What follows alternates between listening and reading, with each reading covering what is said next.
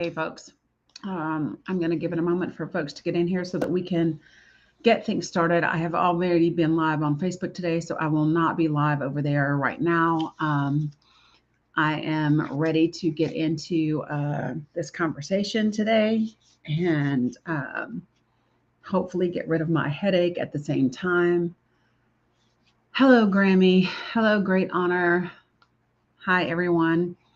If you are watching from, hey, Conchita, if you are watching from Substack or YouTube, please make sure that you speak. Hey, Conchita. Yeah, I was live on Facebook for quite a while earlier. I'll share with you my thoughts from over there as they are also my thoughts for over here today.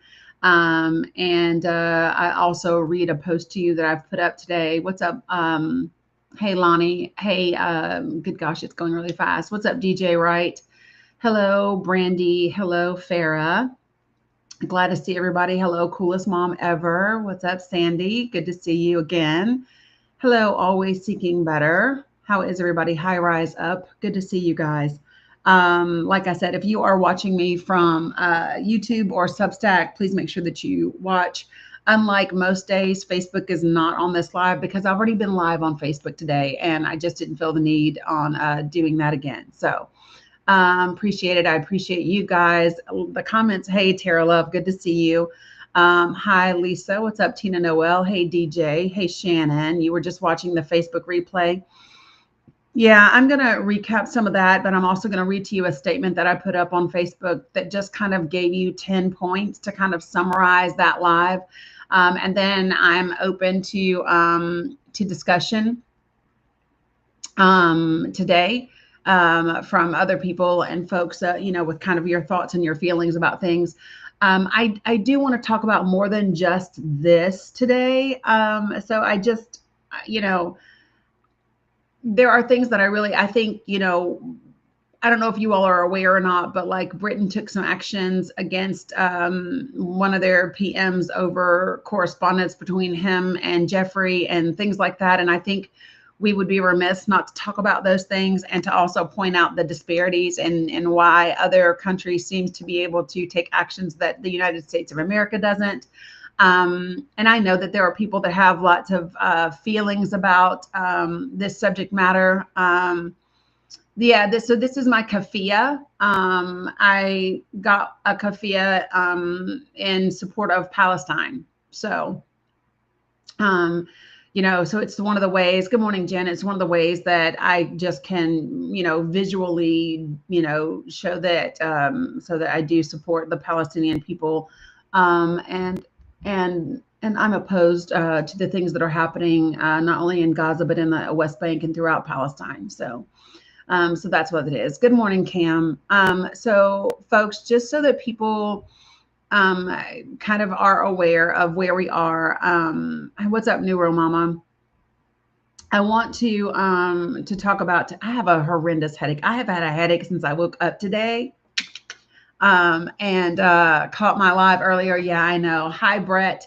Good to see you, friend. Hope that you are okay. I thought about you yesterday and mentioned you yesterday. Yeah, Cam, I had to. I had to respond to everything. So for those of you guys who maybe you don't follow me on Facebook as well, and you're not aware of what I'm referring to. So I had put up a comment earlier today, a post earlier today on Facebook that I was going to record a video with my thoughts around what happened to Charlie.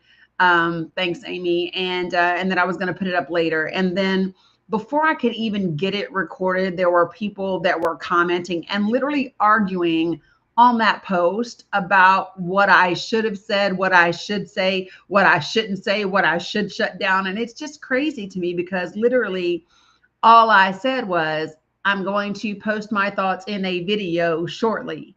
That was it. So nobody knew what I was going to say, what I wasn't going to say, whatever. And they were already arguing with each other. And the only person that I addressed like immediately was because somebody had commented, yeah, I'm not worried about losing anything, Janice. but so here's the thing. So one of the things that that I responded to is because somebody had made a comment that was very insensitive about it, and somebody responded back to him and said, "Oh, what a horrible thing to say," which it was. But then she went on to say that, it was horrible after all. What if something like that happened to me? Because Danny, quote unquote, Danny uses her voice to do the same thing, da da da da da. And I replied back to her and I said, do not equate what I do to what he does, because Charlie and I are not the same. We do not use our voice in the same manner. We do not advocate for the same things. We do not communicate the same way on the same issues towards the same outcome. So please do not say that don't put me in the same category with that individual. And then immediately somebody from back home said, "Oh, so Danny, are you saying he deserved da da da da?" And I said, "Please share with me where anything in my response said anything remotely close to that." The answer is it didn't. You're just being asinine, right? And so what ended up happening is because those people continued to fight and argue in the comments, I just literally said, you know what, let me just go ahead and go live on Facebook and address all of it. And so what I'm going to do to kind of start this live off is I'm going to share with you my post. Thanks, Technor. I'm going to share with you the post that I ended up putting up after that, so that you know what I said. I'm also going to share a video today. Remember, you all have heard me talk a lot you've heard me talk a lot about my daughter's friend. Thanks, Enrica. My daughter's friend who has been serving in Nasser Hospital as an ICU nurse. You've heard me talk about her quite a bit. I can finally today tell you that her name is Annalise, and I can tell you that because she has posted a video that I'm going to share with you today, because her time in Gaza is coming to an end. And so she put up a video about that, and I'm actually going to take it and also share it as well, but I'm going to share it with you all directly. Please do me a favor, guys. Listen, I need for everybody to do me a favor and be mindful of your comments. Mods, I'm going to ask that you all be very diligent in the things that you allow and don't allow to be said in the comments. As always, you guys are going to keep your comments respectful. We're not going to use slurs of any kind. We're not going to spam the comments.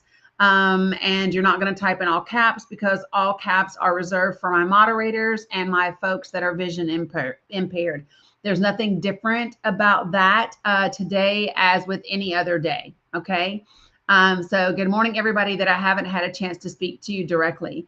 The first thing that I'm going to do is read to you a post that I just put up on Facebook, and I put it up for the people who missed the live that I did. So I did a live this morning on Facebook, and I'm going to share with you kind of my sentiments and what I shared on that live, and YouTube and Substack. I apologize for the bad lighting, but I have a horrible headache and I don't feel like putting on my bright lights today. TikTok has a thing where I can just add the lighting, which I'm grateful for. So it looks better over there. So just saying that. Okay. So let me say this. Okay. So can we go ahead and please, well, first of all, Humanity, if you would like to join the panel. If you don't, you're going to be, oh, you're not available to join, so you declined. So here's what I'm going to say is go ahead and we can go ahead and block Humanity Insanity for this live, because that's what we're going to do. Okay. All right. So, So thank you, DeBoss. I appreciate you. So let me go ahead and read to you my statement from Facebook. Okay. And I'm reading it in entirety right now. You ready? I provided my thoughts on Charlie's horrific unaliving in a live earlier this morning on Facebook. For those who have not seen it, I am providing the following points I deem critical to understanding my thoughts and my position. Number one, I have often said and reiterate for today's discussion that I do not support, encourage, or advocate for violence. Number two, I choose to be someone who does not find joy in other people's pain, even if I do not like them, including Charlie. Number three, words matter and context is crucial for understanding.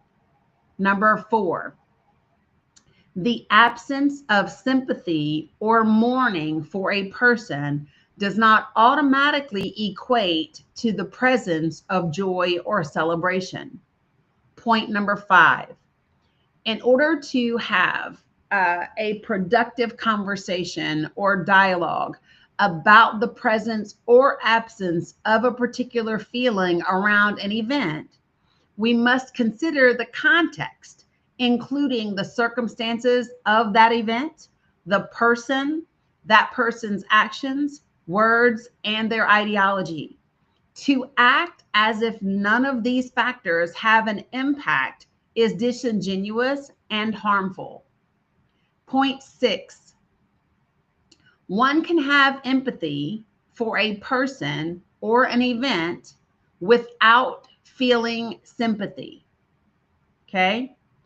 Point seven, if a person has contributed to the discrimination, the oppression, the hatred, or intolerance of a particular group of people through their words or their actions, they do not deserve to be unalived.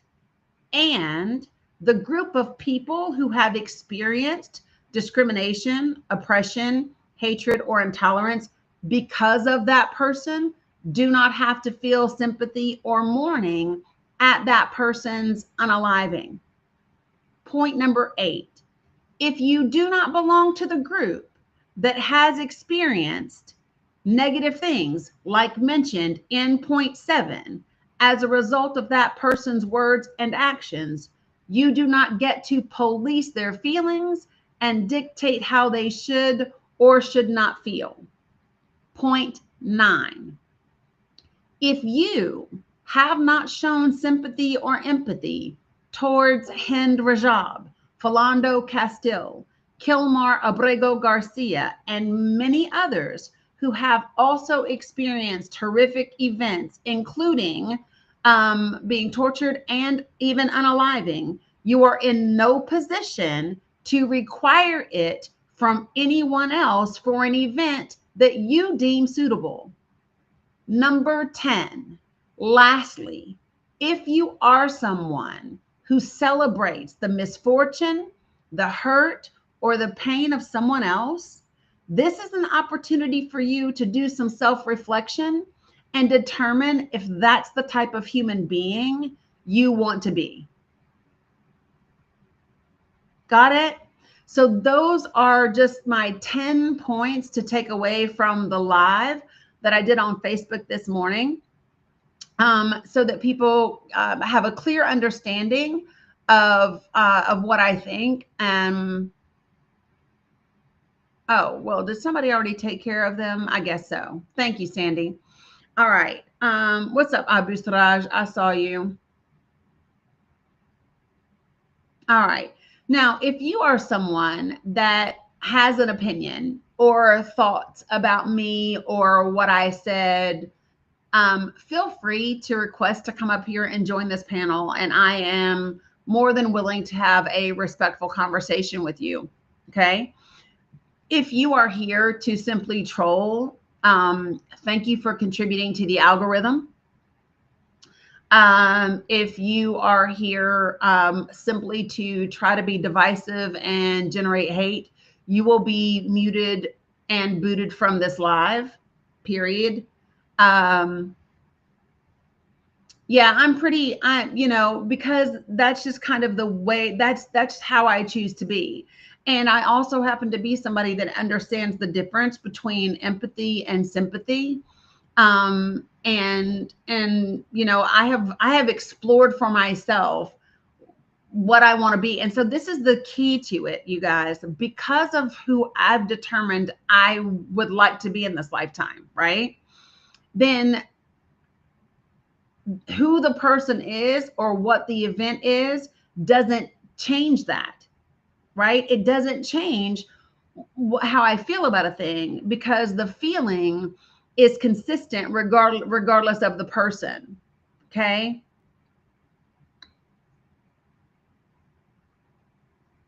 Okay. Hey, Lori.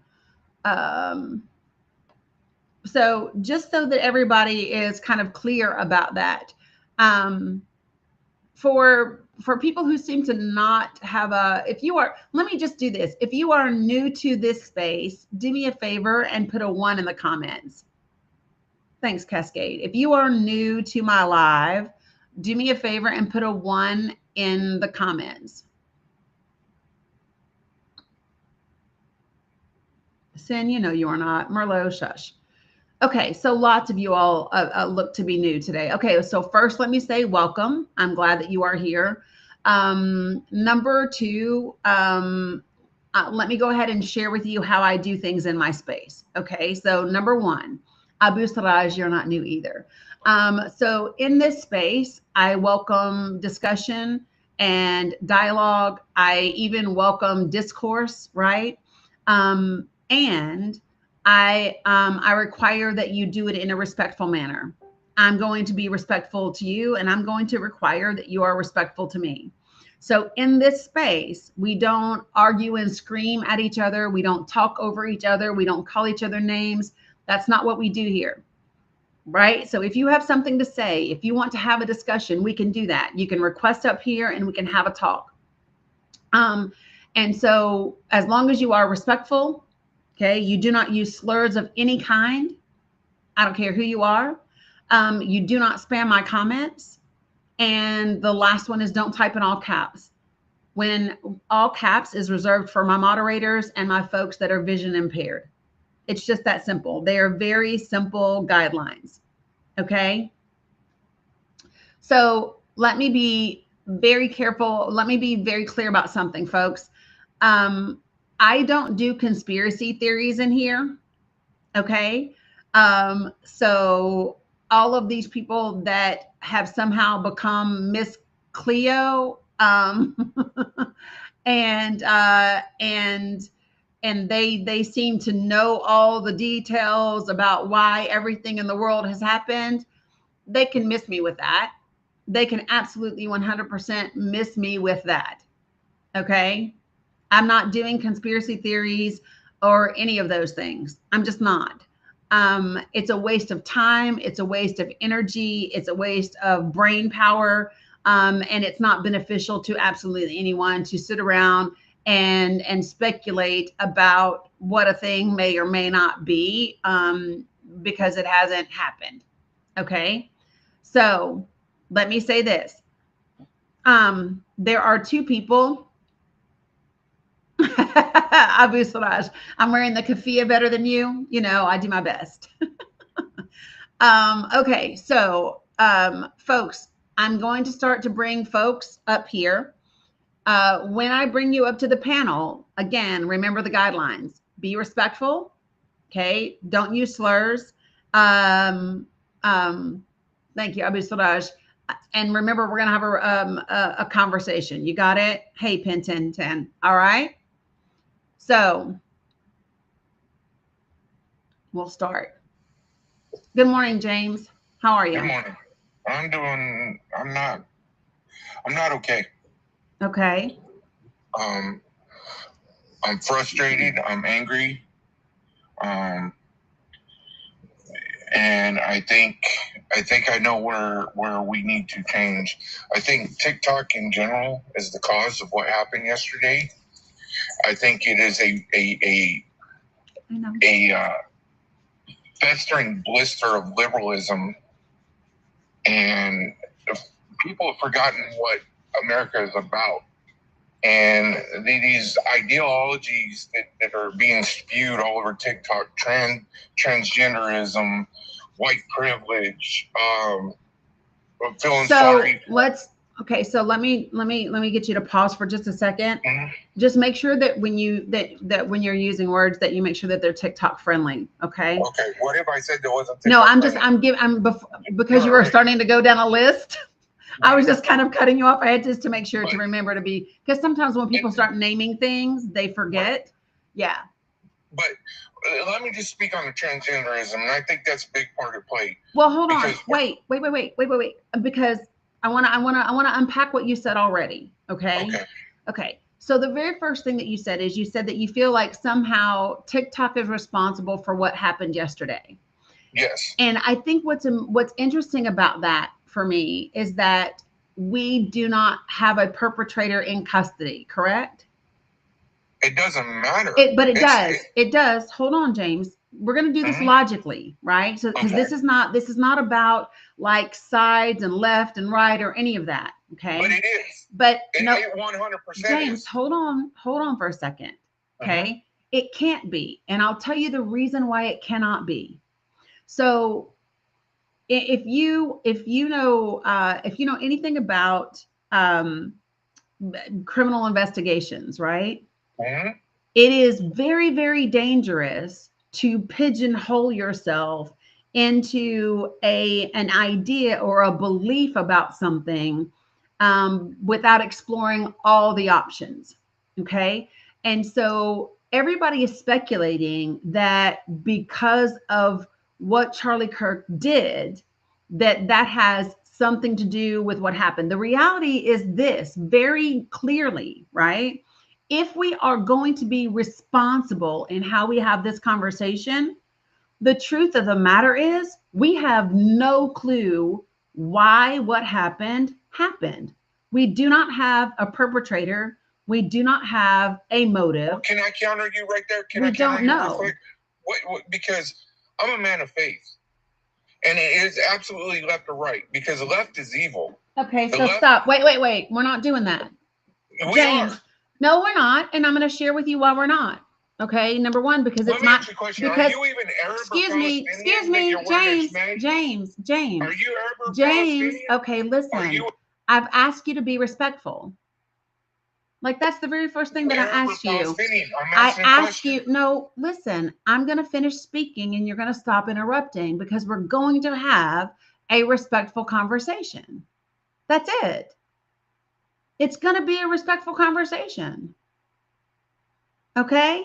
And it's going to be a conversation that I lead because I'm the host. Okay?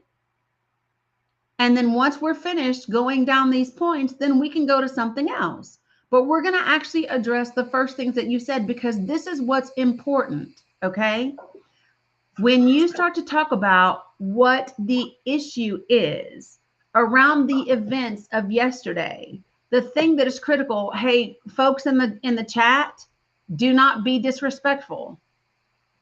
Not to James, not to anybody. We don't do that. Period. But okay, so James, I'm going to finish speaking. James, you're going to end up getting booted because you won't be respectful. I'm saying it one more time, James. Okay, so you're going to have to go ahead and get dropped because you don't know how to be a respectful, decent human being.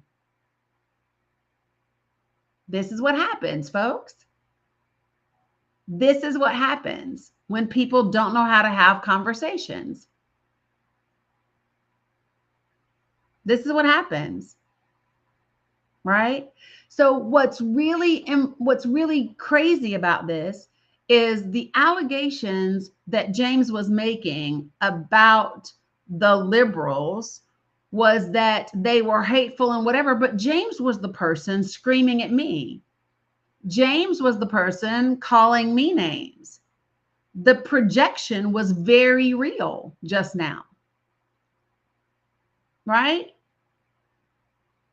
So here's what I know. I know that there are going to be people that want to go on lives today just to spew hate, just to argue. And I said before I brought James up that that is not how we behave in this space. I was very clear, I thought, in what I said about how we do things in this space. And I'm going to say this again for everyone on every platform so that we are clear.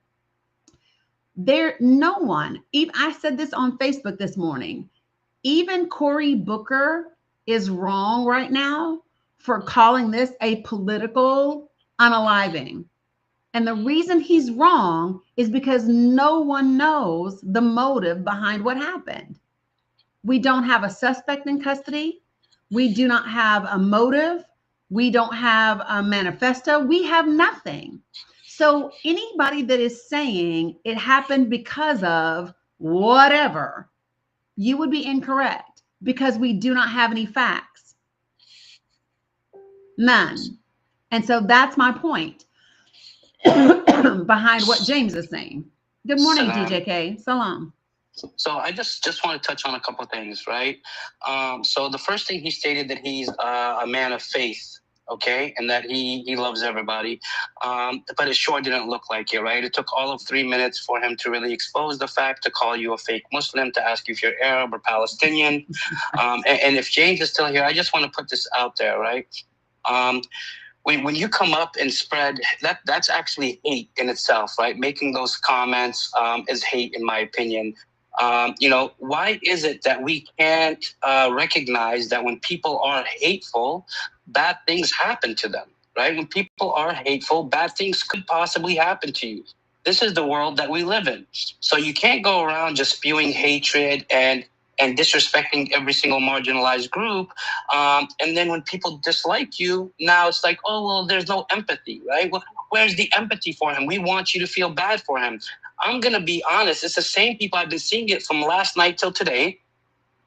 The same people that want me to have empathy for Charlie are the same people that celebrated the unalivements in Gaza. I'm going to be real. And that's where I stand on. It's like, how do you expect me to have empathy when you guys were literally celebrating it? I'm not here celebrating. So this is what makes me different than you. I don't celebrate this man unalivement, but you all did when they were doing it in Gaza. And on top of that, you cheered it on and you continued to push it. So that's what I wanted to add to that. Danny, and WU that it literally took him all of 3 minutes to show his true colors. That was pretty damn quick. It was pretty damn quick. So I wanted to put that out there. Well, I appreciate it. You can take me down if you want to, Danny, just in case, you know. I'm good. I think we're going to be fine. Listen, folks, the reason why it is so simple for me to navigate even this space and this conversation is because I'm the same regardless. Like, I'm never pretending. Like, who I am at any point in time is the same person. So when I say I don't advocate for, I don't celebrate, I don't encourage violence, that's true no matter who it's against, whether it's against people I love or whether it's against people I can't stand, right? I've said this for the longest of times. You all have heard me talk about how dangerous it is when we dehumanize people, because it allows us as humanity to go down this slippery slope into a really, really bad place. Okay. Now, here's the thing. So let me just say this, folks. It's not even a joking matter. I saw somebody just joke in the comments and say, well, I do. Here's what I would say is that's a problem. You hear me? That's a problem. Even joking about finding joy in someone else's pain is a problem. I need you all to hear me when I say that, because that is indicative of who you are as a person. And I do not ever want to be someone that finds joy in someone else's pain, ever. Right? Now, if you want to be someone that finds joy in someone else's pain, then maybe you need to do a little self-reflection, right? And for those of you all who are regurgitating things that he has said, and saying, oh, well, he didn't have empathy, so I'm not. Well, if you want to give him that much power over you, have at it. And there is a difference. Let me be very clear, folks. There is a difference between not having sympathy for him and finding joy in his pain. There's a difference. I agree with that fully, Jenny. Yeah, listen, the absence of sympathy, the absence of mourning does not equate to the presence of joy and celebration. They are not the same thing. No matter how much some people want to try to make them be the same thing, they are not. Period. So, Jenny, can I just say one more thing, and then I promise I'll mute. So I want to just, it might be a little bit of a different stance than what you're having, just a little bit, right?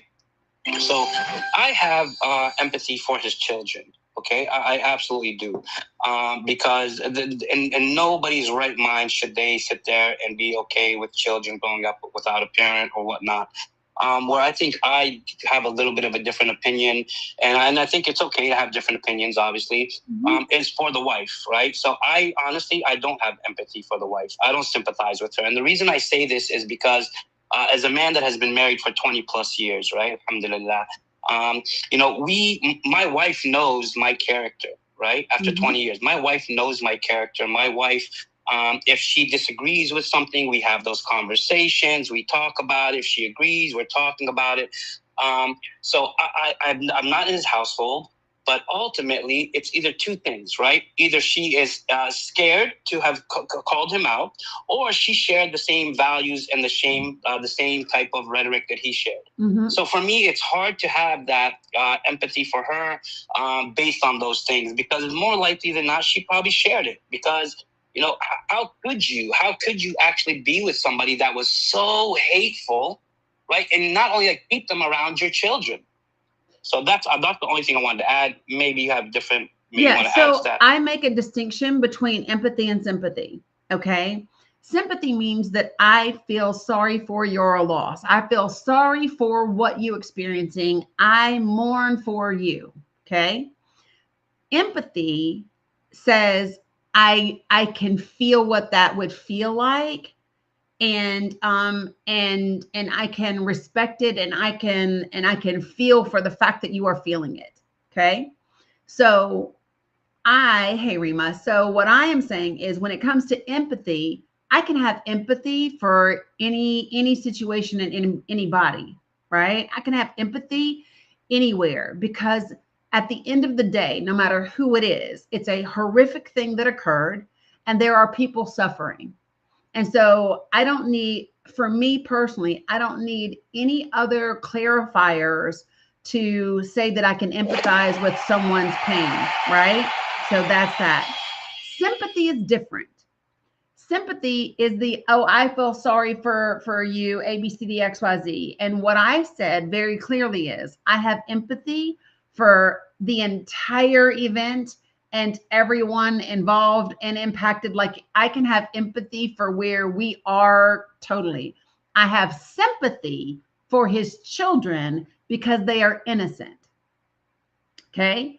So I can have empathy for everyone in their totality, including his wife. Sympathy I have for the children because they are innocent in all of this. Okay. And so that's where I land, because as adults, people make choices.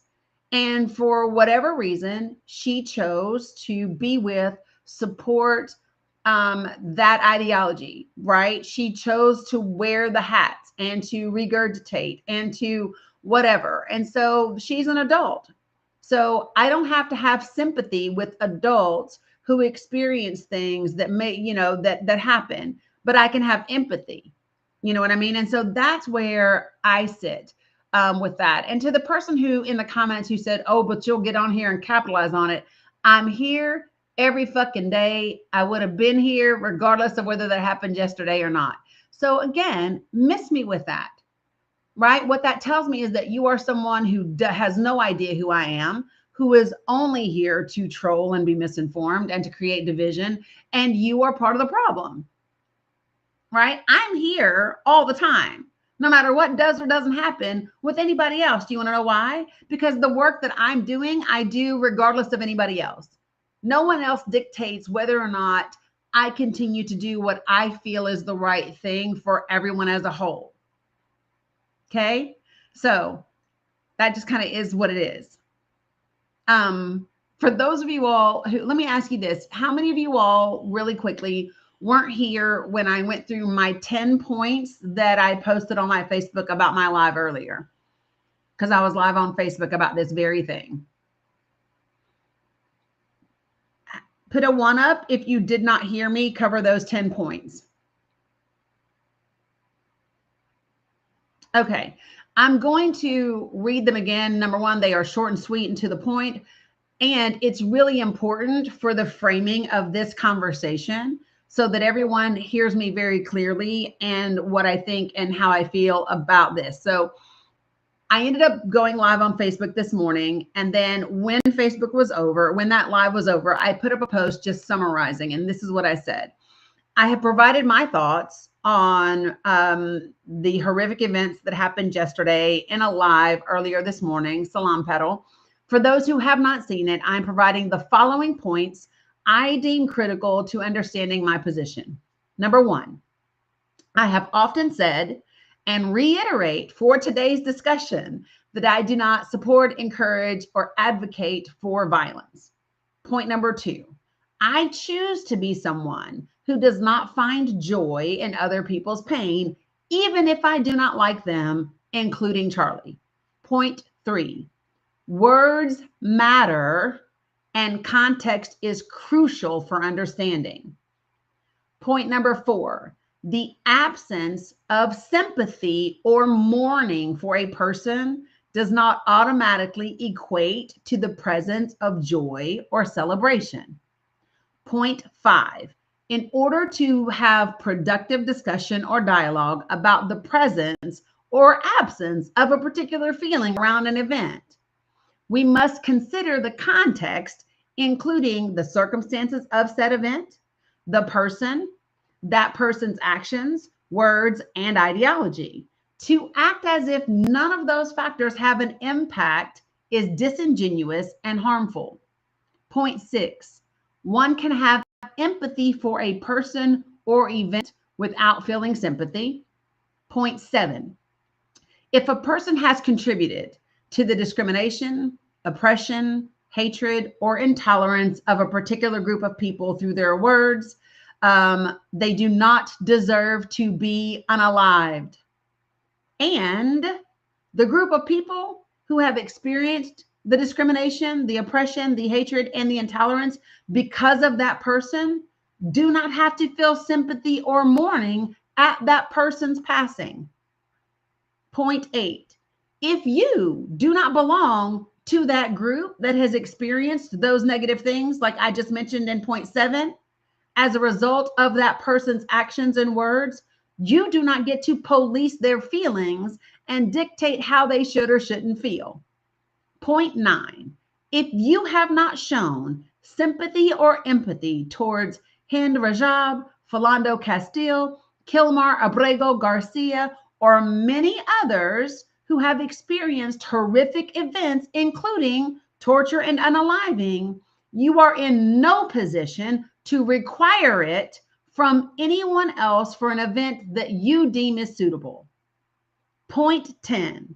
Lastly, if you are someone who celebrates the misfortune, the hurt, or the pain of someone else, this is an opportunity for you to do some self-reflection and determine if that's the type of human being you want to be.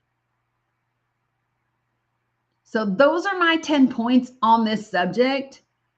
I believe them to be very clear, and I was very deliberate in my choice of words, so that people understand, because there's duality exists. You cannot act as if it does not.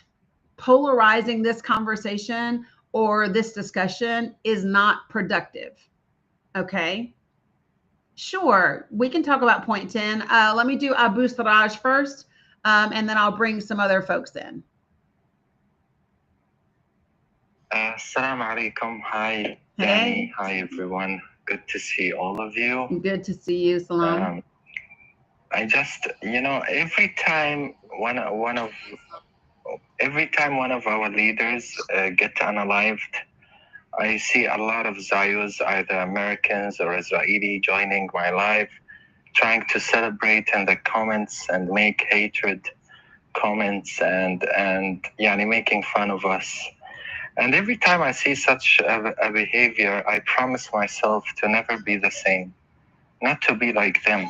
Mm-hmm. Because guys, trust me, guys, every time I hear that the Israeli officials talking about us, for example, the Palestinians, they call us barbaric, uncivilized, and they always try to dehumanize us. And I believe that us preserving our humanity is crucial, especially at these times, because by doing so, we are proving them wrong. By doing so, we are sending a message that we will never be like them. I will never be like them. Right. As I totally agree with all of your 10 points. That is that is truly amazing, and it warms my heart to know that there are good people like Danny and the rest of the good people in the chat. After all, we are here to, what is gathering us in the first place is humanity, love, and peace. Those are the meanings that we are fighting for, and wishing that one day we will witness them spreading all over the globe. I requested up Danny because there is an article I believe that you will be interested in discussing with your American viewers. Okay. It's an investigation held by the BBC. It proves that anti-Islam motorcycle gang was hired for the Gaza Humanitarian Foundation in Gaza. Okay. They are Americans who have tattoos of the Crusades, and they hate Muslims, and they were hired to work in the GHF in Gaza, which is completely insane. The type of personnel that they hire to do something like this, knowing that they will have no problem in opening fire towards Palestinian. Mm-hmm. I recommend you to discuss this article with your viewers, because it is related to both of our people, and it's important. Yep, I literally just pulled it up while you were talking. So I have it on the BBC's website, and I also have the Guardian site as well. That's referencing it to see if they've got anything to add to it. So I will absolutely add to it and talk about it with people. You know, I will 100%. Before I go to Lisa, I want to show you all something. Do you remember when you guys have heard me talk about my daughter's friend that has been a critical care ICU nurse at Nasser Hospital? But I was always careful. I didn't say her name because Israel wasn't really happy with her, and she had a hard time getting in after she witnessed the settler unalive, the journalist, the activist. And so she's now getting ready. She's ending her mission there. And so she's done a video herself, showing her face. And so I want to take a minute to share that with everybody. My daughter sent it to me at some crazy hour this morning and just said, thank you for this. Just because of the things that Annalise is saying in the video, and the things that she's asking for. So give me 1 second, and I am going to share this with you guys. Do me a favor, folks, protect the live, just because it is her inside of Nasser Hospital. I think TikTok will be okay. The video itself is not very long, but just in case. And then I'll get back to everybody that's on the panel. Okay, so let me flip my camera around real quick and turn this up so you can hear it. Okay, you ready? To all the journalists, to all the people that are working, for all the doctors that are continuing to work through these hard conditions.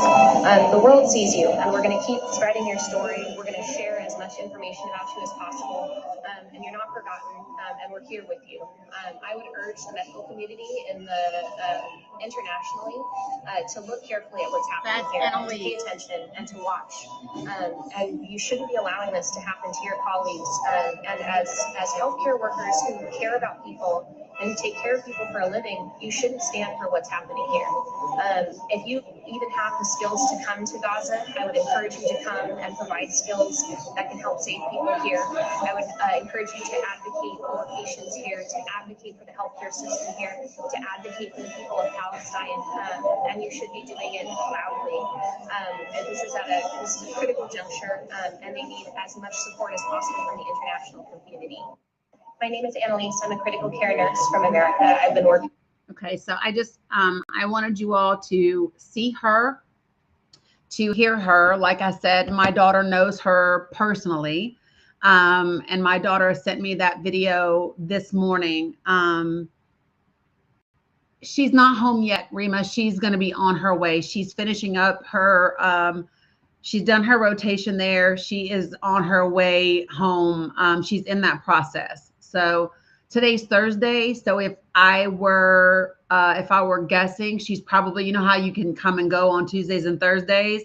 I would imagine she probably left Tuesday, if I were guessing, because of when that was posted and when it was shared. So it was just posted yesterday on Wednesday. So if I were guessing, I would imagine it was posted after she left, if I were guessing. So, Danny, do you think it's a possibility that you would be able to interview her, have her on your panel at some point, so we can have questions with her? Yeah, I'm gonna ask my daughter this morning. She's in LA, so she's 3 hours behind me, to see if Annalise will come and talk. So I'm hopeful that that could happen. So I think it very well could. Yeah. All right. So, but I did want people to see her, not to be like whatever, but y'all know as well as I do, when you see a white face and blonde hair talking about something, it tends to resonate with people more than other things, like just being 100% real. So I'm going to see, I know she's traveling, and we'll see, but it was just important. And I'm very grateful to her because she fought really hard to get back in. And now that she's left, I can probably show you the other video that I have at some point, maybe not on TikTok. I may have to do it in a different way, but when that happened, yeah, Rima, just request up. When that happened, she has the video of the birthday party the day before. She has the video of the Israeli settler, like unaliving the dude, like unprovoked, the whole, like she was there. And then the video goes to her taking life-saving measures and all of that. And then after that, she was actually detained longer than the Israeli settler that unalived the Palestinian. And she had to work really hard to get back into Nasser Hospital, but she is there. So yeah. For those of you all who are talking about it in the chat, let me go ahead and show them to you. The FBI has released the photos of the suspect for yesterday's events. And so I will share those with you because everybody's talking about it in the comments. Hold on, let me take this down for you. Sorry, guys, bear with me because we're doing a bunch of things and sometimes I have to pivot, right? So these are the images. Let me share it with you guys over here. So, so these are the images, okay, that are shared. I'm trying to see if so this is the image.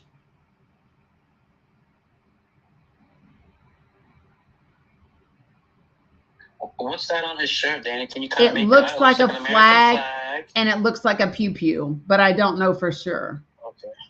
You know what I'm saying? I don't know. Looks like an American flag. I see that part, but yeah, and then a pew pew, yeah, it definitely does. that's what it looks like. But I don't know. It could be an eagle. I thought the same thing, Coco, or an eagle. Isn't it weird that those two things could be the same? But I don't know. But those are the images. And nothing about this person is surprising to me. You know what I No, mean? I mean, here's the thing. So I don't know if you all have seen the video that that came out, but there people recorded. Okay, behave chat. Behave chat. Don't get my live in trouble. So, do you remember when the president of the United States had a similar attempted situation, right? Yeah. And do you remember how there was video of someone on top of a building? Remember? Right. Okay. The difference is the people on the floor were yelling at that person and calling that person's name. They knew who that person was. In this situation, there is now video that shows people going, "Hey, is that somebody?"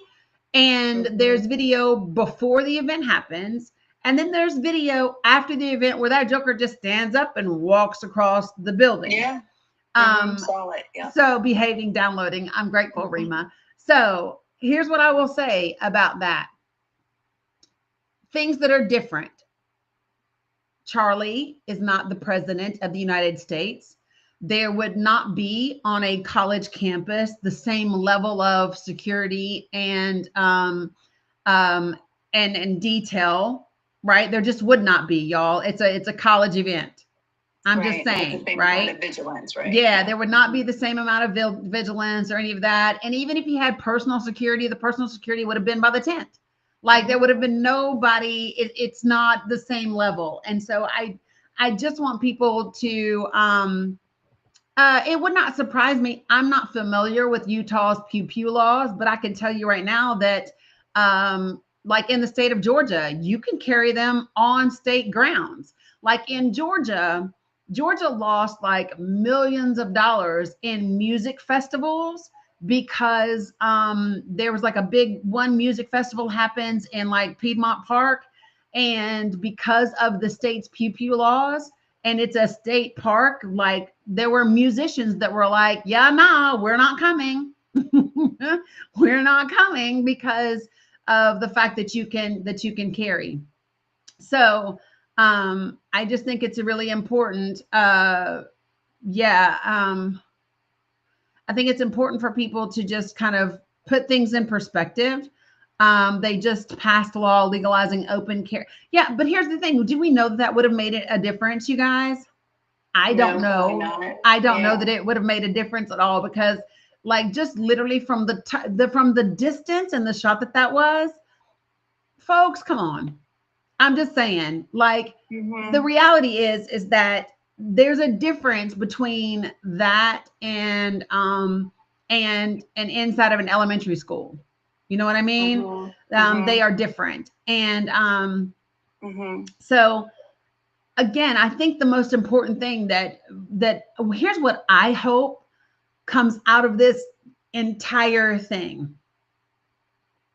What I hope is that it generates very intense and productive conversations that involve not just policy, but political climate, rhetoric, individual responsibility, emotional intelligence, all of those types of things, because they are incredibly important. And if we engage in those very challenging conversations, we can move things forward. We can actually turn this very horrific thing into something that ends up having a benefit to people if we want to. But that's totally up to us. That's totally up to us as people. So. I agree. Stacey and I were talking about the same thing. Wouldn't it be wonderful if, out of this that came, people that were ready to come to the table and really talk about the issues of violence and, pew pew violence and reform and all that kind of stuff.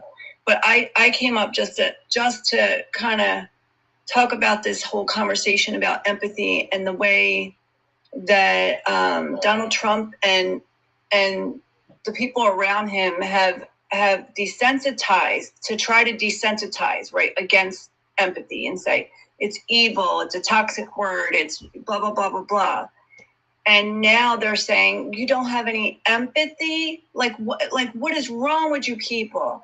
So what they're saying is we are going to determine who is worthy of empathy.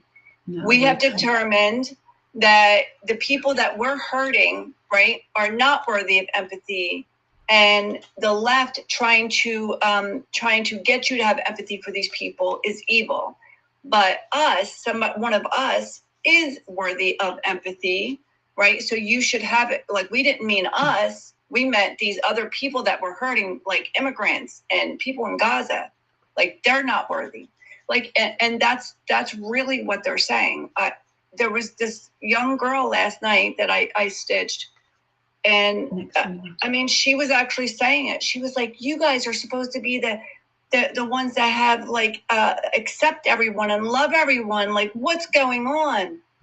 Like, I'm like, that's what you thought? Like you thought that, you know, like all this toxic hate and poison could be put into the society and there would be no blowback, there would be no consequence. Like, that it wouldn't, none of the ugliness would touch any of you. Like, it's just, well, it comes from a place of privilege. That's all that is. That's just privilege. Yeah. It's like, we're privileged, we deserve empathy, but the people we deem to be inferior do not. Well, because they believe themselves to be human beings and anybody else is not. So yeah. Mm-hmm. So Lisa, don't go anywhere. Hold tight. I know Rima's gotta go quick. So I just want to let her get in real quick and then come back. Hey everybody. Hey Danny. Hey Rima. Siraj, Speed, Kimmer, DJ. Hello. I wanted to pick everybody's brain about something. So I'm not sure how deep into detail. I know Siraj spoke about it briefly. DJ spoke about it briefly, which is the group of bikers who have signed themselves up to go and unalive our children. And so, and I had a live speaking about this, and I've been really active about speaking about the effects of supremacy and how it's a worldwide issue, and how there has been an uproar of supremacy. And I know we spoke about this yesterday here in the United States, aka what is happening to my people, what is happening to your people, and what's happening to their own people, right? Because unfortunately, there is no moral compass for so you either have a moral compass or you don't. You either have empathy or you don't, right? So if you don't have empathy for one group of people, you most definitely will not have empathy for another. And that's just how life works, right? So you can't say, oh, I care about my children, but I don't care about Palestinian children. I care about my children, but I would like to watch children in Sudan suffer and starve and so on. And so so whether it was the GHF, which was the Gaza Humanitarian Foundation, where they were hiring mercenaries coming from different parts where the Klan is very alive and well, and or this group of unqualified people who have only signed up for it because they are Islamophobes and because they have called themselves the infidels, right? And so the only reason that they have signed up for this mission is because they take pleasure in the pain of marginalized communities. And I think that's noteworthy because I've gotten a little bit of kickback where people keep saying, no, it's just the Jays, it's the Jays, it's the Jays and the Jays. While the core of the issue, while I agree with that type of supremacy, I do believe the core of the issue is indeed white supremacy. And this is something that we need to recognize, because why would you be a biker in the United States and part of the Klan and drink a six-pack and want to get onto a plane to unalive children in Gaza? Right. I just wanted to point that out because it's something that we need to, and it's a hard conversation, but we need to kind of tackle that. Thank you. And that's all I had for right now, but I'm definitely going to drop back through this. Yeah, so when I get to that part of the live, because I've pulled up the BBC article that I want to read it. I also have up their website and so forth, but there's a couple of other sites that I want to pull in before I go into a deep dive on them. But no, like when we talk about the fact that it is all connected, 100%. And so we have the issue globally. We do have a supremacy issue globally, and what we know is that certain other groups, whether through ethnicity or religion or whatever, they believe that proximity to that certain type of supremacy provides them protection, but it doesn't, and it's typically conditional. And so it's important for us to have that conversation. So yeah, I got them pulled up, and I appreciate you. So come on back and pop back in. Lisa, before I come back to you, is it okay if I get Kimmer and then Speed as well? Okay. Kimmer, you had something you wanted to add?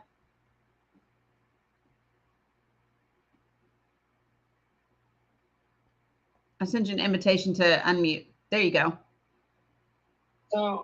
So can you restate number 10 again, the point you were making? Sure. So point number 10 says, lastly, if you are someone who celebrates the misfortune, hurt, or pain of someone else, this is an opportunity for you to do some self-reflection and determine if that's the type of human being you desire to be. Right. So I guess that's where I'm at. Like yesterday, I saw the news. Charlie Kirk's been shot. Wait. Be careful with TikTok language. Be careful. I'm sorry. I'm actually new to the app. I'm not familiar. Just all you got to do is say yesterday you saw the news, because we'll know what you're talking about.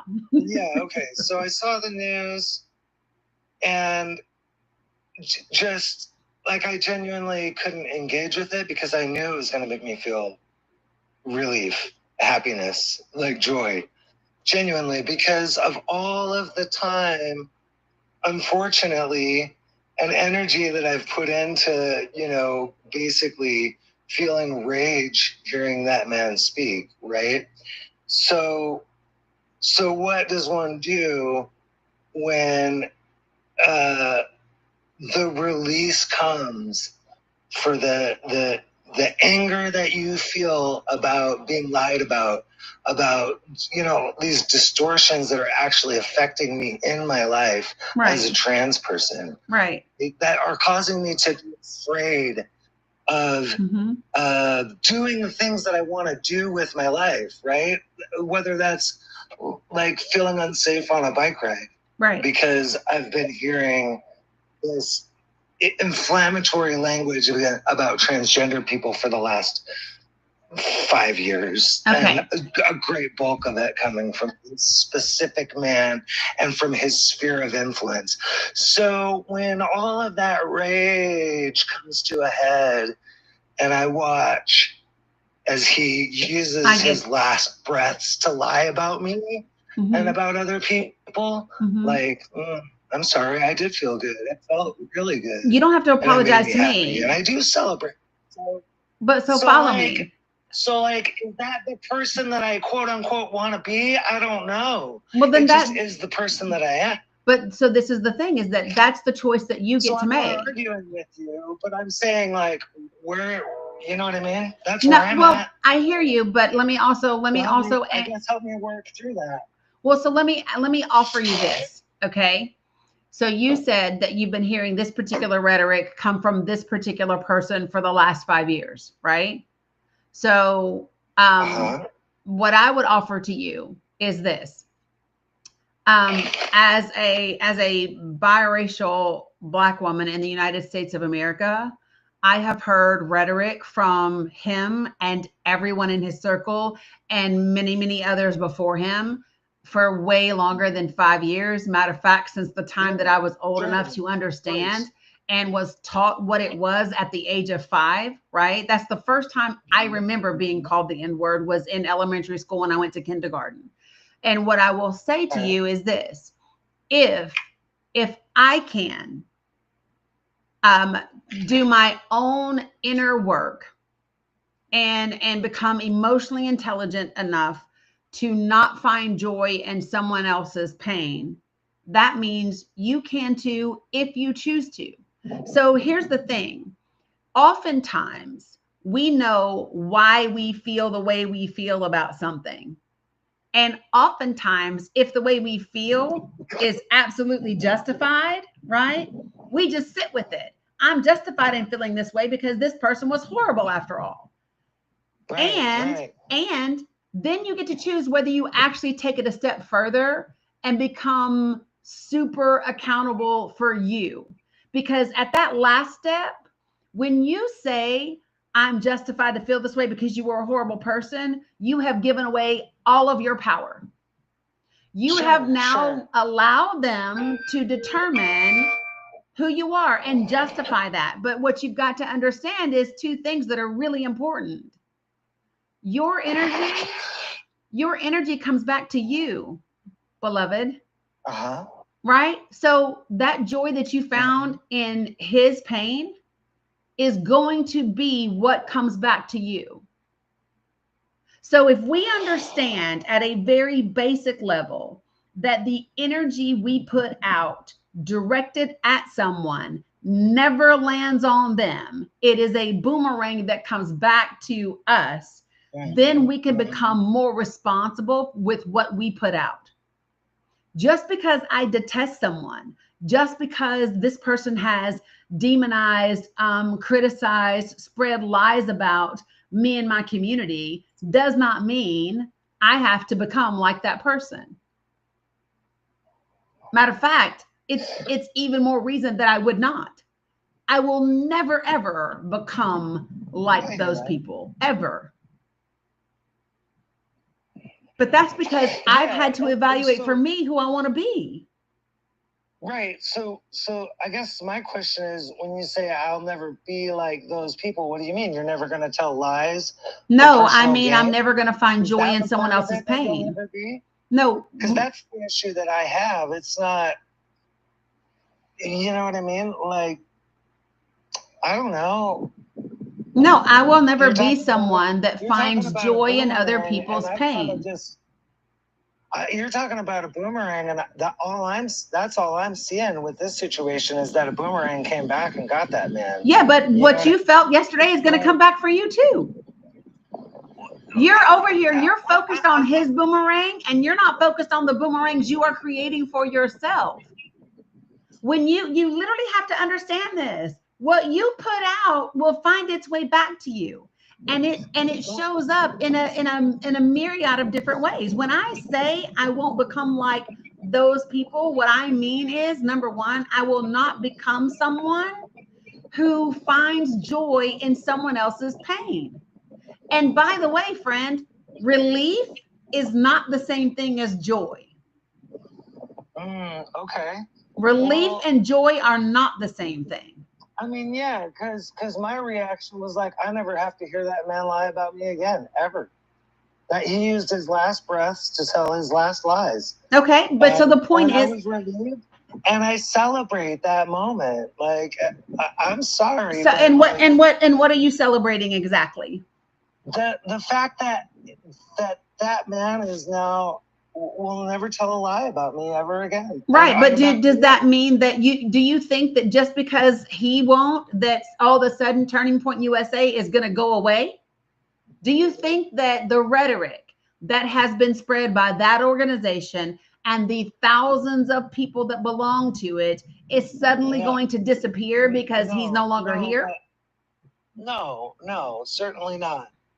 Okay, so when you say that, there's a long line of Charlie Kirks. I'm fully aware, but like at some point, like it has to stop, right? Like we can't be victims forever. Okay, so here's the difference. Okay, so there's the difference. So I'm seeing like a shift in power, right? To some extent, that man was there with 6 fucking bodyguards. The audacity to say the shit that he says, just playing in our faces, And to be out there with just 6 guys and like that has nothing come to on, do with it. Whether he had that's 20 gonna or whether he change. had 6, Kimmer, you're missing it. You are focused. Hold on, listen, Kimmer. They felt Kimmer. too comfortable. Kimmer. They felt too comfortable. Kimmer, listen. And now Okay, they you won't. got to stop talking over So- me. You've got to stop talking over me. Okay? Because you asked me to help you. You asked me to help you work through this.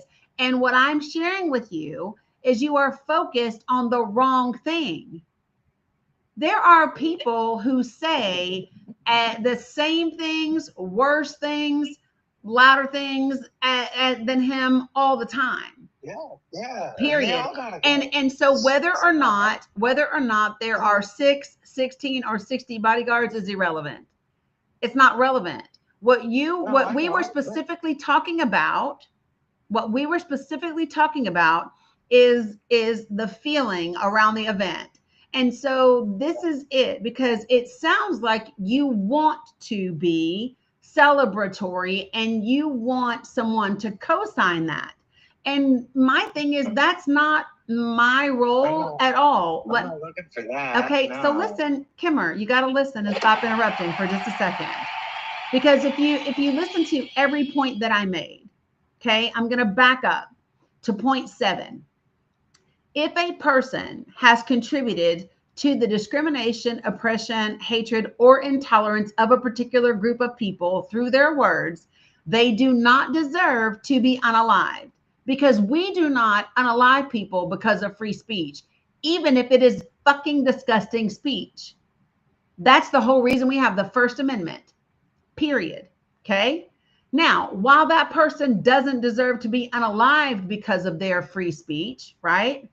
The group of people who have experienced that discrimination, that oppression, that hatred, or that intolerance because of that person don't have to feel sympathy or mourning at that person's unaliving. Nobody's asking you to cry or be sad or mourn, right?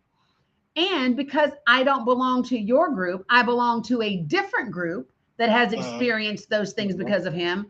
I'm not going to tell you what to feel or what not to feel. What I will say is this: if you take him completely out of it, okay, it doesn't, we're not talking about Charlie, we're not talking about Trump, we're not talking about anybody.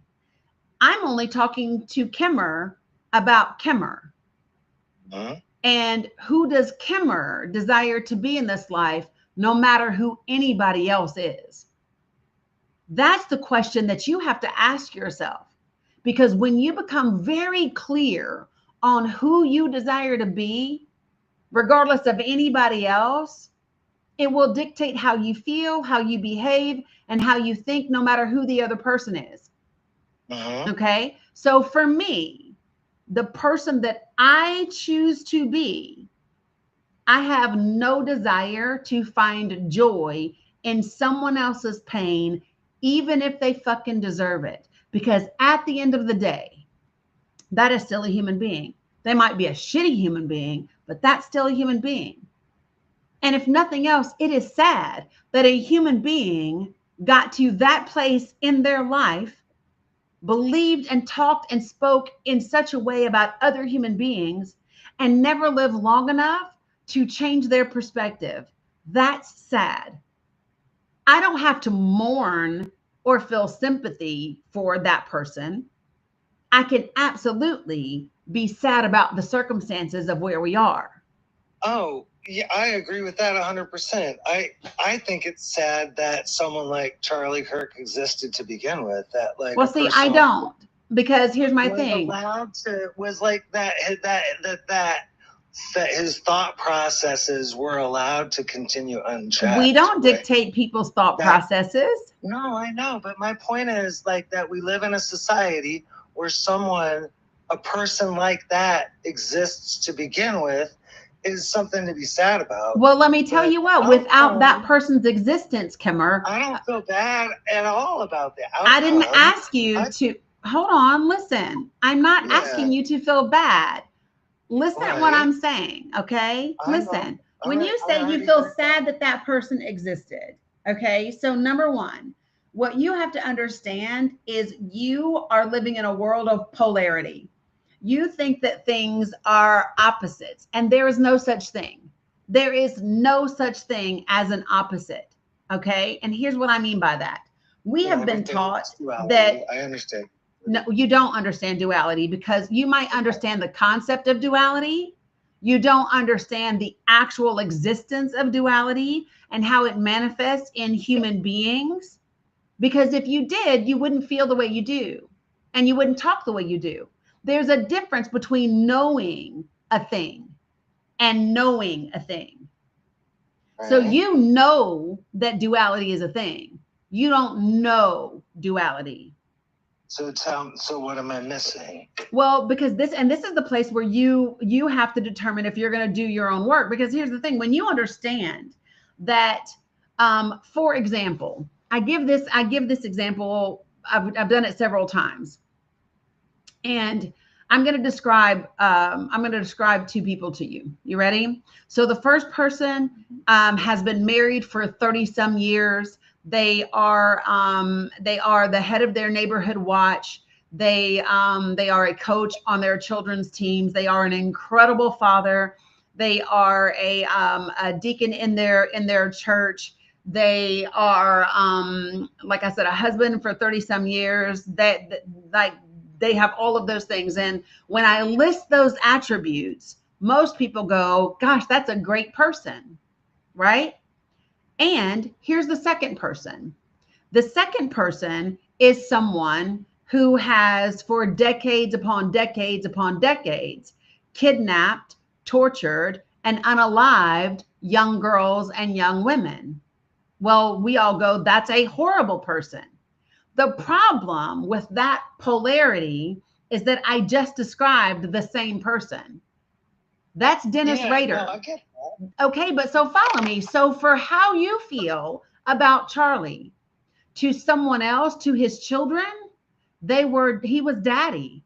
To his children, he was their hero. He was all of that. And so for me, I'm not going to find joy in the fact that he no longer exists, because there is going to be sadness and mourning and grief around the absence of his existence. Now, I don't have to feel that mourning. I don't have to feel that grief, because I'm not them. But I can empathize with it. I can 100% empathize with it, because everybody that is involved are human beings. I don't disagree with any of that. Right, So but if you were practicing that empathy, Kimmer, if you were practicing that empathy, there'd be no capacity for joy in his unaliving. Well, I mean,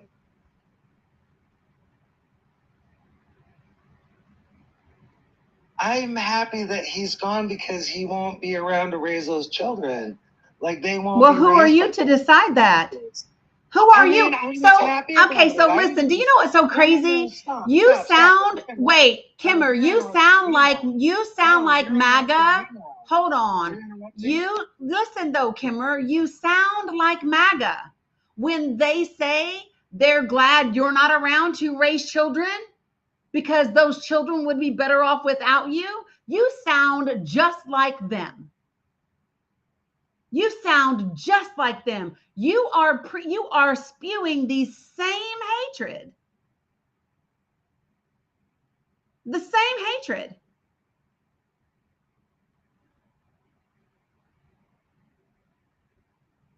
And this is the thing. This is the part that's just crazy. This is why we end up going in circles. For all you know, for as shitty as he was, he might have been an incredible father. And those children, regardless of what he believed, did you ever think, Kimmer, that those children might have grown up listening to their dad and go, ooh, I don't ever want to be that? Because there are tons of us that grew up around parents and individuals, and we heard them spewing hate, and we said, I don't ever want to be that person. And so that person's presence in your life actually made you be somebody different.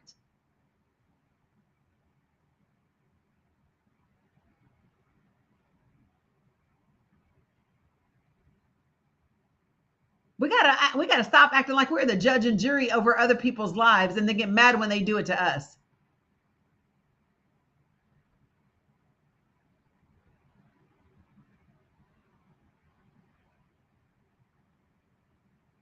Listen to just hear what I'm saying, Kimmer, not to try to justify or debate. Just listen for a moment. I'm not telling you that you should be mourning what happened yesterday. I'm not telling you that. What I am saying to you is that there is a difference between not mourning something and celebrating it. And all I'm saying is you get to choose in this moment who you desire to be. And you may very well go, I want to be somebody that finds joy in other people's pain. And if that's what you choose, that's what you choose. Like, I'm not here to tell you to choose anything different. I am just pointing out that it is 100% your choice.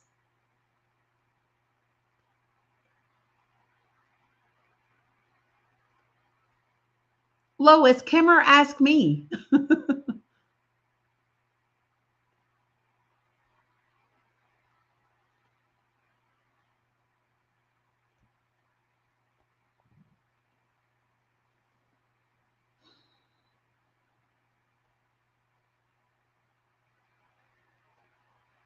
I sent you an invitation to unmute, Kimmer.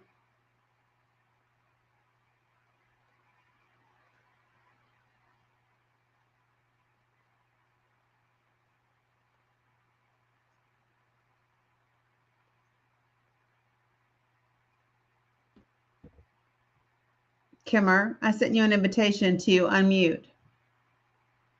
I didn't realize That's okay. Yeah, look.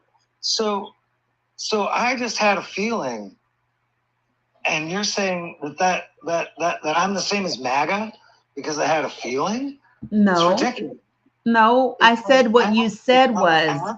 And how I respond to that feeling that matters. So I can feel all kinds of rage. I can feel joy at the death of another person. It doesn't say anything about who I am. It says everything.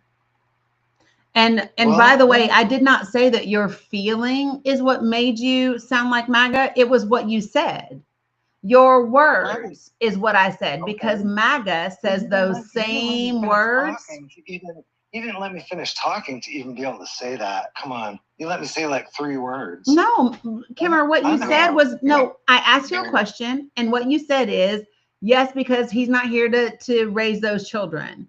Yeah, and when you finish that statement, I think it's great that white supremacists not have children. And here's what I'm saying to you is you sound just like them, because they think it's great that trans people don't have children or can't raise them. Like, literally, like, you are spewing the exact same hate and intolerance. I guess there's something to be said for that boomerang, you know? I mean, I guess. Yeah, like, I just don't not say any of what you say. I don't know why. I don't know why we're having a conversation about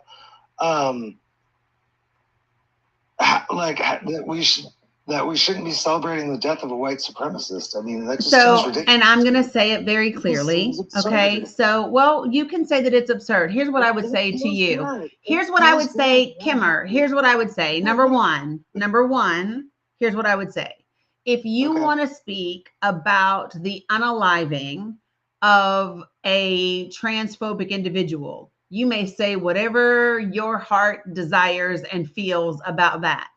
When you begin to enter into the realm of a YT supremacist, you're not the authority on that, because you do not belong to the Black and brown community. I know, but like right, said, there's no but. It's all part of the same complex, right? It's the same. No, but it is not the same. It is. No, it is not. Misogyny and white supremacy. They are not the same things. And the fact that you think they are says a lot to me. I would never tell you, Kimmer, I would never tell you that racism is the same as transphobia. I would never tell you that. All right. because they're not. Okay, then I won't make that assertion. That's fine. I can withdraw that. But I mean, I'm so confused. Cameron, Danny? How you doing, Danny? Let me just stay in my lane and say I'm glad a fucking transphobe. okay, so listen. So, okay, Kimmer, here's the thing. You joined this panel. Yeah. And you said, help me work through that because I felt relief, right? And I did celebrate that. And and what you said was, help me work through that. Uh-huh. What's apparent from our exchange is you don't want help working through it. You feel how you feel and you're fine with it. I'm just feeling a lot of judgment coming from you about the way that Mike felt, just my emotions. Nope, I'm not judging how you felt. About anything else about who I am as a person and my character, like what I do. Okay, I'm going to correct you, Kimmer, because I did not judge how you felt. As a matter of fact, I told you how you feel is 100% how you feel. What I did say is when you took your statements past how you felt in the moment of what happened yesterday, and you went on to judge whether or not he should be allowed to exist, whether or not he should be here to raise his children, I judged that 100%. 100% I judged those words because now you've entered into the territory that is just as hateful as their territory. All right, that's fair. Yeah, so let's be clear about what I did and didn't judge. Yeah, okay. Yeah, I mean, so, and again, all I'm going to say is this, Kimmer, okay? If Black and brown Americans can, if Black and brown Americans can find a way to not find joy in his unaliving after the hundreds of years that we've experienced things in this country, then I believe that members of the LGBTQ and trans community can also find that if they desire it. And if you don't desire it, then that's just who you choose to be, which is what I said at the beginning of all of this. I didn't tell you who to be or what to feel. What I said is that if you are someone that finds joy in someone else's pain and someone else's hurt and someone else's misery, then this is an opportunity for self-reflection for you to determine, is this the human being that I want to be? And if this is the human being you want to be, then be that human being. I just choose something different.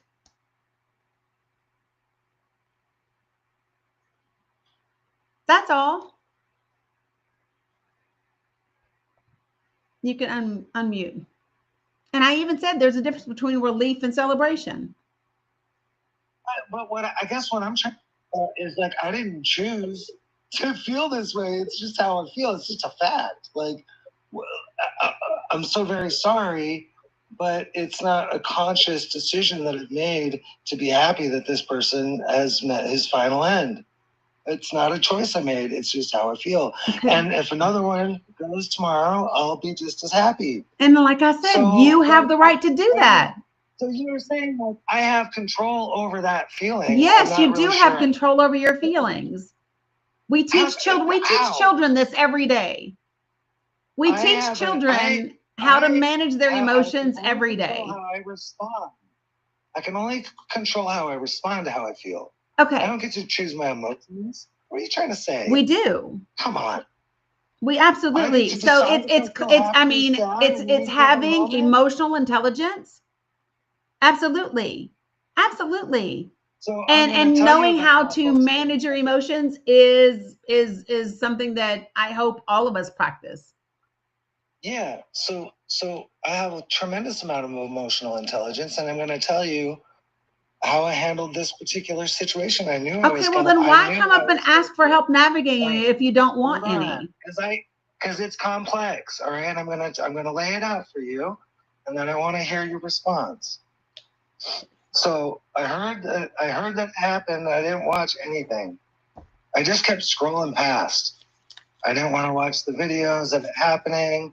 I didn't want to watch people pontificating about it, because I knew the relief and the release, and like I had an awareness of the complexity of the emotions that I was about to experience. And so I waited. And the one that I finally watched was his final words. The video was Charlie Kirk's final words. I'm like, this I can hear. Let's see what he had to say right before that moment, right? And then let's see how I feel about it. And right? So I wanted the context of who this person was before I could even engage with the idea of it. So I'm fully aware that this is a very complex emotional thing for me.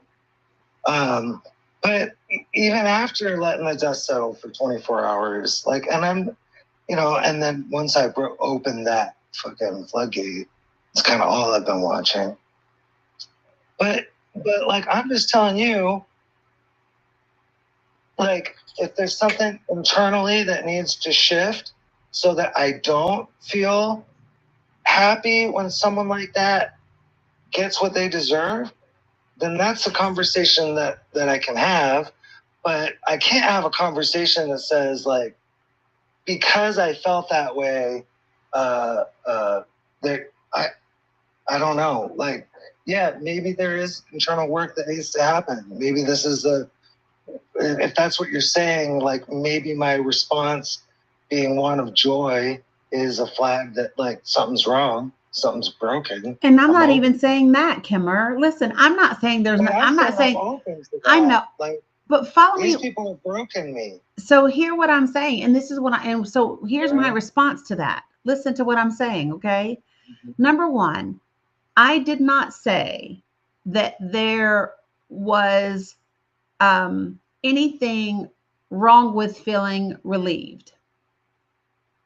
Right? Didn't say any of that. Okay. I said joy. I said, well, first you said relief. First you said relief, right?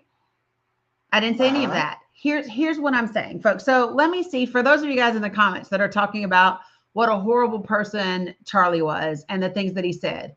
I'm perfectly aware of what the fuck he said. I could not stand the man. Let me just be very fucking clear, because you all are just jing, in the comments because you don't want to listen. Period. But do you understand that however horrible someone else is, it is not an excuse for you to also be horrible.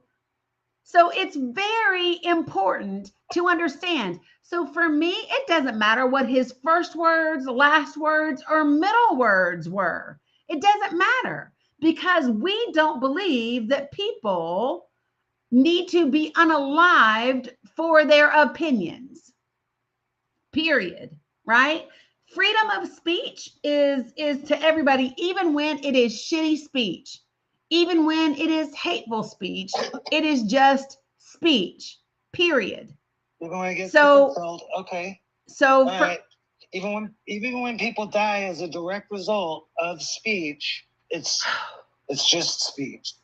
It's just words. They don't mean anything. So let me be clear. Kimmer, I would like for you to name me. I would like for you to name for me. I would like for you to name for me a particular moment in time where you can trace Charlie's words directly to the person. Somebody said, I unalived this person because of what Charlie said. Oh, that's ridiculous. Right, because you can't. And so what I'm showing you is you have taken. I can't connect those dots for you. But and so that's the point that I'm making. When someone is spewing transphobic and racist bigotry for a living, 24 hours a day, enriching themselves doing it, and then a hate crime occurs. How do you know it was okay? Someone that just got done watching Charlie Kirk can go out and commit. And someone who just finished watching a bajillion peoples could do that. Oh, well, you can't prove that connection. Well, yeah, I can. Because Kimmer, but you're missing the point. No, The you're point missing the isn't point. that. The point The is point very that Charlie simple. Kirk gets people killed every day. You don't with his know. fucking- You don't know. I So don't you're saying things that know. aren't true, and you got to stop using those words. TikTok wants unalived. You're saying things that are not factually true. I'm going to show you the Okay. difference. Here's what's factual. Okay. The fact is, You don't Charlie, believe in the collective fact consciousness is, and- Charlie spewed hate all the time. That's a Correct. fact. For The a living. fact is, right? He 24 hours a he day, encouraged other people to believe that ideology. Period. Right? That's what he did. And Yep. he is not the only person in this world or in this country that has done that. And he's not the only person making a living off of such speech. Period. And please let me finish and stop. Just let me finish. Go ahead. The reality I'm is agreeing. this: no matter what that individual says, we do not unalive people because of their words, because of their words. Okay. We don't unalive people because of their Okay. words. Period. Okay. Okay. Fine. So, and for the record, folks, we have zero clue why he was unalived. Period. We don't. Mhm. We don't know because We're we just don't talking know about why how the I feel. person did what they did. We're just talking about how I feel, and I feel perfectly happy. Okay, that well happened. then, Kimmer, then stay And perfectly what happy happens to the then. next one? What do you want me to tell you? I Then don't stay, know. then I'm- stay I'm perfectly like- happy. You literally came up here and said, help me because go back to point 10. I went back to point 10. Yeah, And yeah, point 10 is I'm very looking- simple. Point 10 is very simple. Point 10 said this: if you are someone that finds joy in other people's pain, right?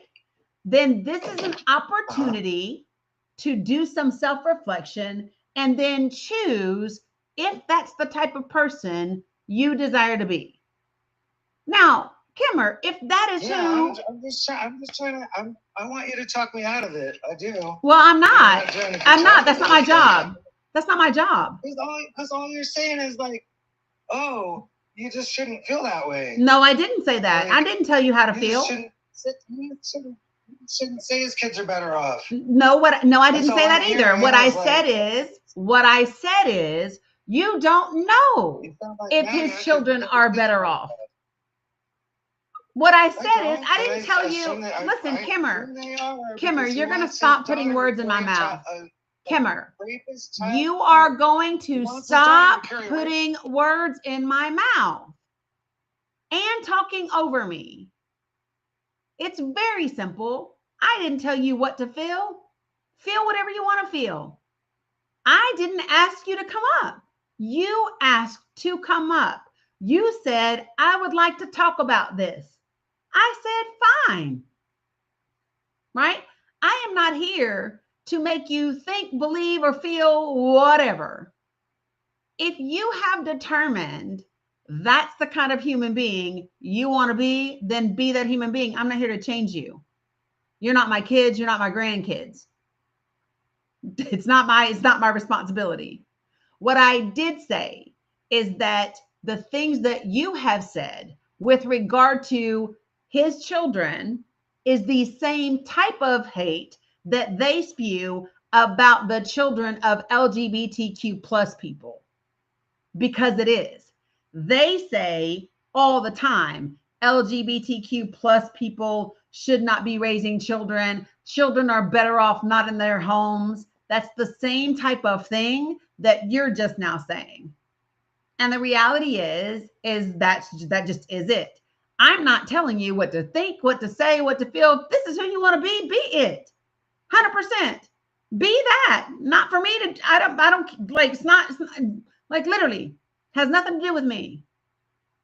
What I said very clearly is it's your opportunity to do some self-assessment and say, I am celebrating the unaliving of someone, whether it's a horrible human being or a fantastic human being by my standards, I'm still celebrating the loss of life. And do I want to be that kind of person? Doesn't matter who the life is. Doesn't matter. When we start making judgments about the value of life based on our own personal opinions, it's a slippery slope, and it's the same slope we complain about other people being on. Period. That's it.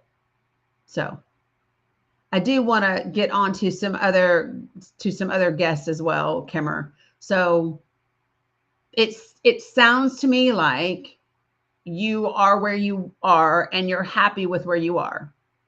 So I would say, okay, be that, not for me to tell you to be any different. Okay. So I appreciate you joining, and hope you stick around in the comments. Folks, a couple of things. I'm going to start to bring some other folks up. Remember that I'm going to ask for you to be respectful, to not use slurs of any kind, to not spam the comments, and to not type in all caps, because all caps are for moderators and for my folks that are vision impaired. Okay.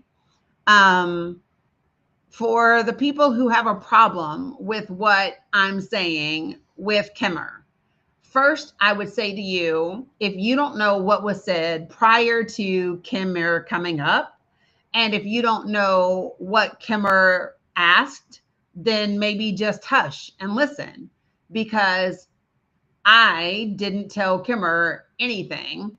Kimmer asked to come up in reference to 10 things that I read off previously. So if you don't want to listen to participate and be constructive, then that again is just who the type of person you want to be. So have at it. For my moderators, can somebody keep a time for me? Because I have a hard stop at 2, because I do have to get the girls today. So let me go to Speed next. Good afternoon. Good afternoon. How are you? Oh yeah, I'm hanging in there. I wanted to jump in, but you as always, you handled that situation extremely well. Your patience is something that I wish most people had, including myself. With that said, your 10 points, I would love to have all of those written down somewhere to refer to, like, just on a daily basis. They were right on point, obviously well thought out, and I definitely appreciated that.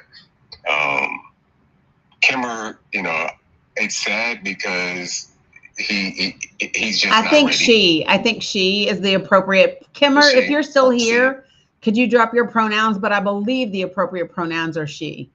She just isn't ready to make the change, to accept that, yeah, you actually are in control of how you feel. Although I think that his initial reaction, like he said, was relief, which he did say. She, they. Okay, gotcha, Kimmer. I'm sorry. So she's reaching out for help. She wants to change. She really doesn't want to feel that way, and I think that she just wanted you or anybody to agree with her in the way she felt, which she shouldn't. I mean, like you said, it's up to her to make those changes, and that requires some work. Obviously, based on the hurt she feels or the whatever trauma she's dealt with.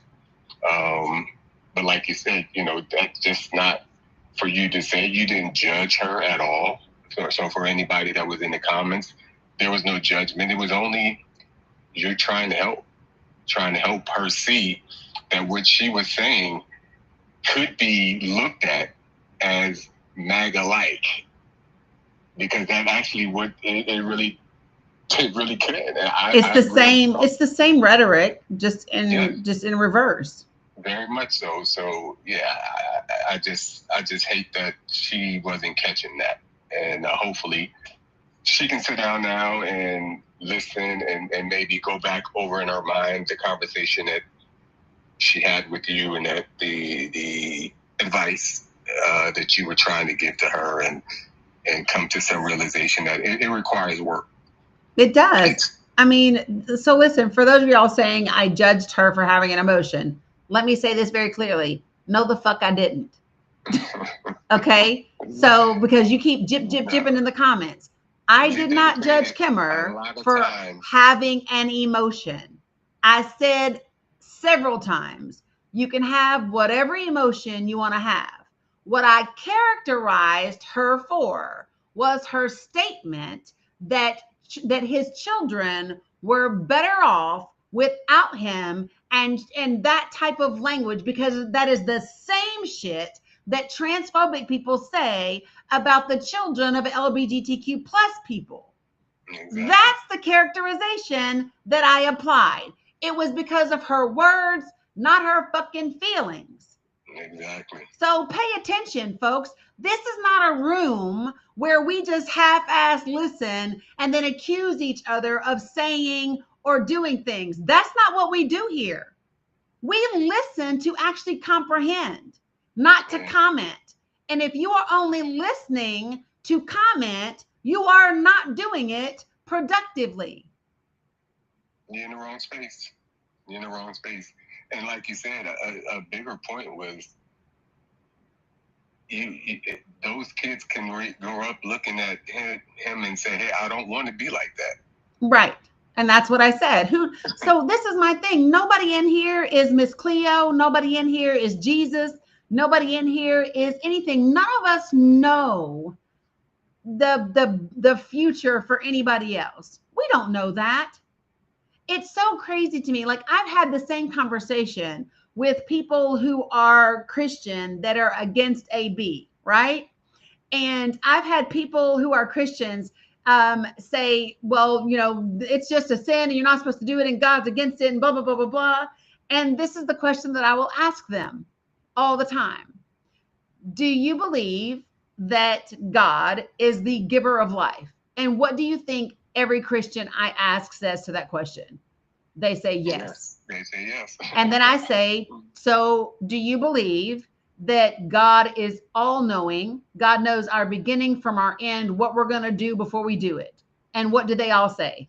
They say yes. They say yes. And then I say, do you believe that God is everywhere present? Is God everywhere? And they say yes. And I say, okay, then do you believe that God is all powerful? Guess what they all say?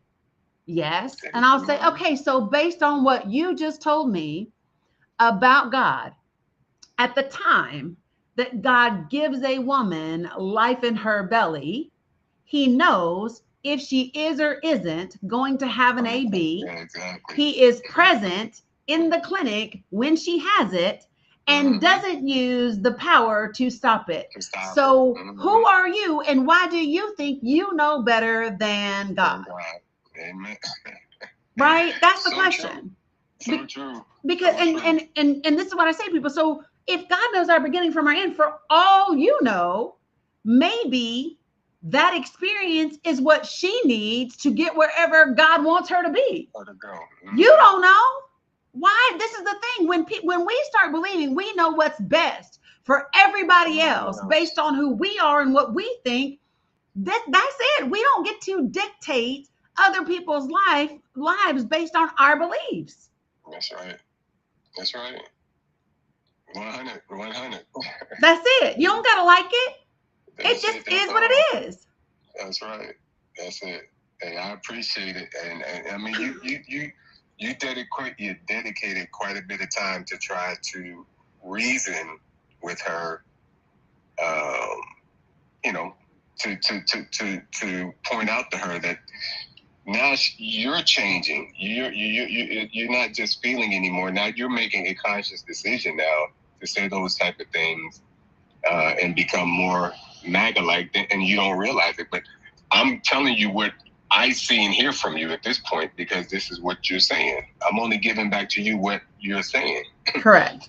And unfortunately, she just wasn't using the ears and was using the mouth more. And sometimes that's where people are. I'm not responsible for what people do or don't get from the conversations, right? I am only responsible for with what I do, with what I say. And then I just trust whatever it's supposed to be to be.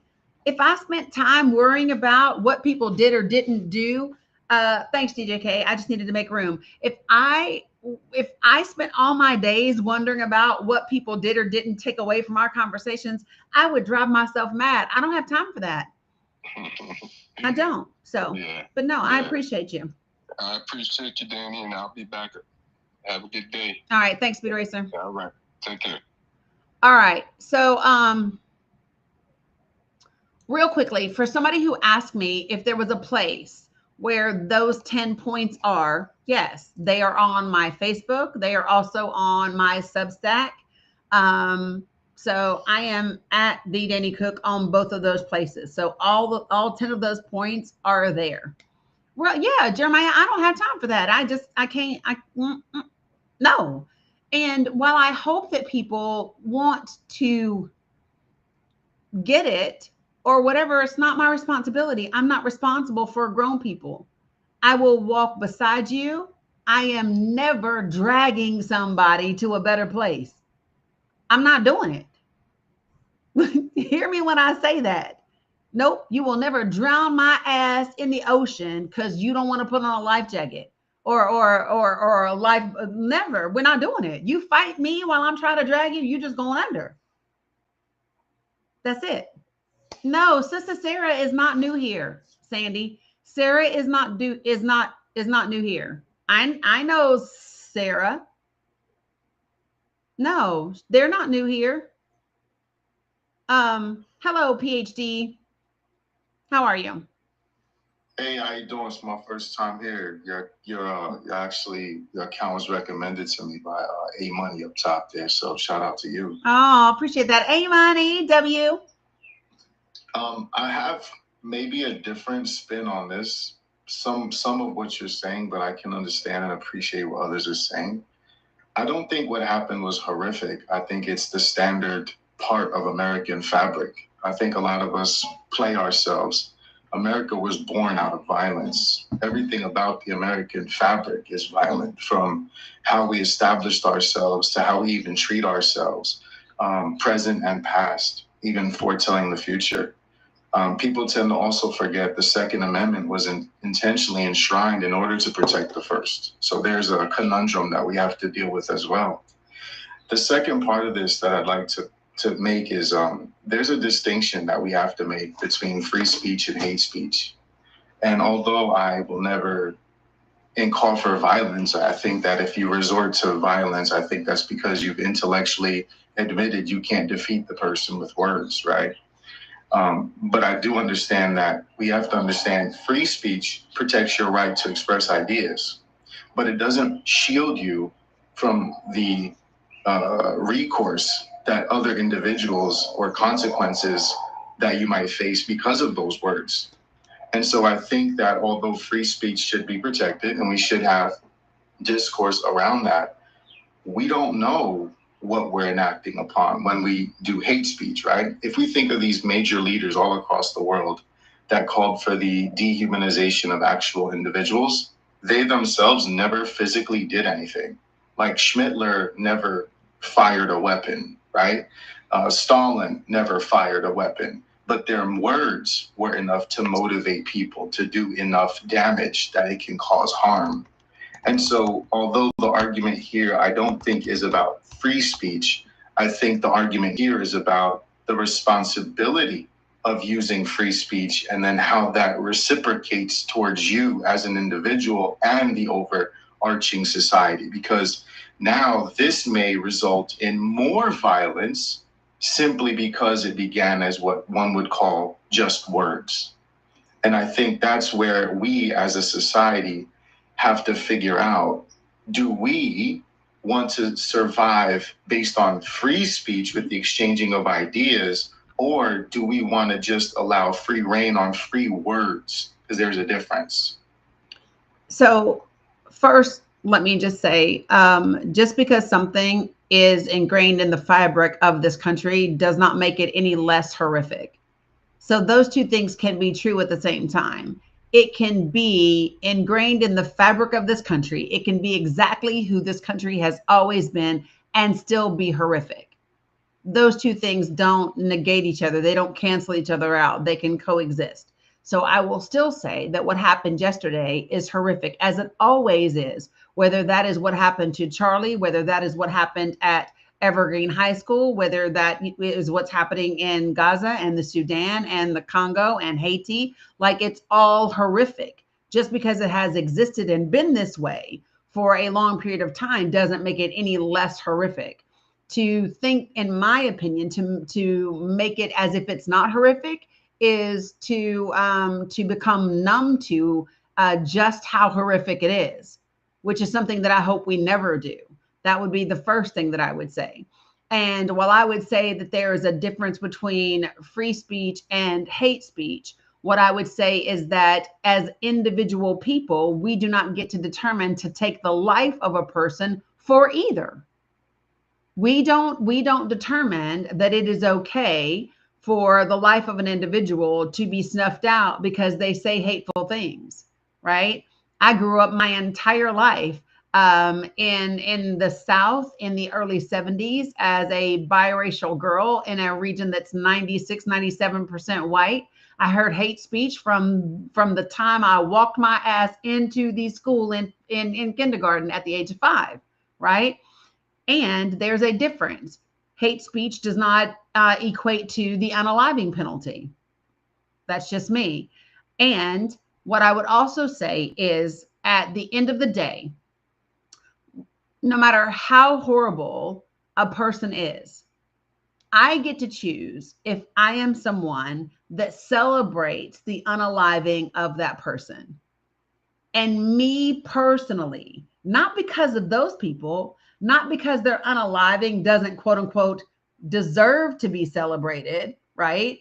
Not because of any of that, just because of who I want to be, regardless and independent of everyone else. I don't want to be someone who has lost so much of my compassion and my empathy and my humanity that I can celebrate the unaliving of even the worst human being, because at the end of the day, it is a human being. Shitty or not, still a human being. Now, just because I'm not celebrating doesn't mean that I'm sympathizing or mourning either. Those things are not the same. So I don't have to celebrate, nor do I have to mourn the loss of a particular individual.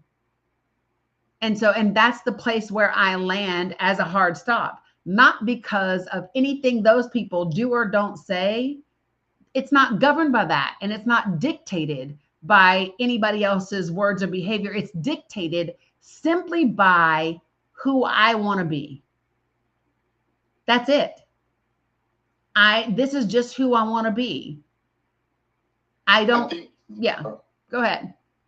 I was going to say, I can appreciate that, but I think what we're forgetting is that when we talk about this idea, society, remember, a society is just nothing more than a grouping of individuals. And me and you and a whole bunch of us form that society. But each individual, we all have our own thoughts and feelings. And although I can appreciate how you responded to that rhetoric and that harmful environment that you were subjected to, that is not the same for everyone. And not everyone can have that fortitude to rise up to that occasion. And unfortunately, we have to really make a distinction. And this is where I think courts should be involved. We have to really make a distinction in our country between rhetoric versus free speech. I'll give you an example. Me personally, right? Coming up in New York City post 9/11 as a first responder, I heard a lot of anti-Muslim, anti-Arab stuff. And if you would have saw me, you would have never thought I was a Muslim, nor that I was half Arab. And so I was sitting in cars with partners all day saying the most anti-Islamic, racist, bigoted, anti-Muslim things ever. And my response, much like yours, was absorb it, find a way to learn, and change people's minds. But I can tell you that there were countless others who didn't take that, and they decided that those words have consequences. And that's the part that we have to come to as a nation. And yes, I do understand that simply because violence is what is the birth of our nation, we still have to understand we celebrate it, right? We celebrate violence. We sanitize it, but we celebrate it.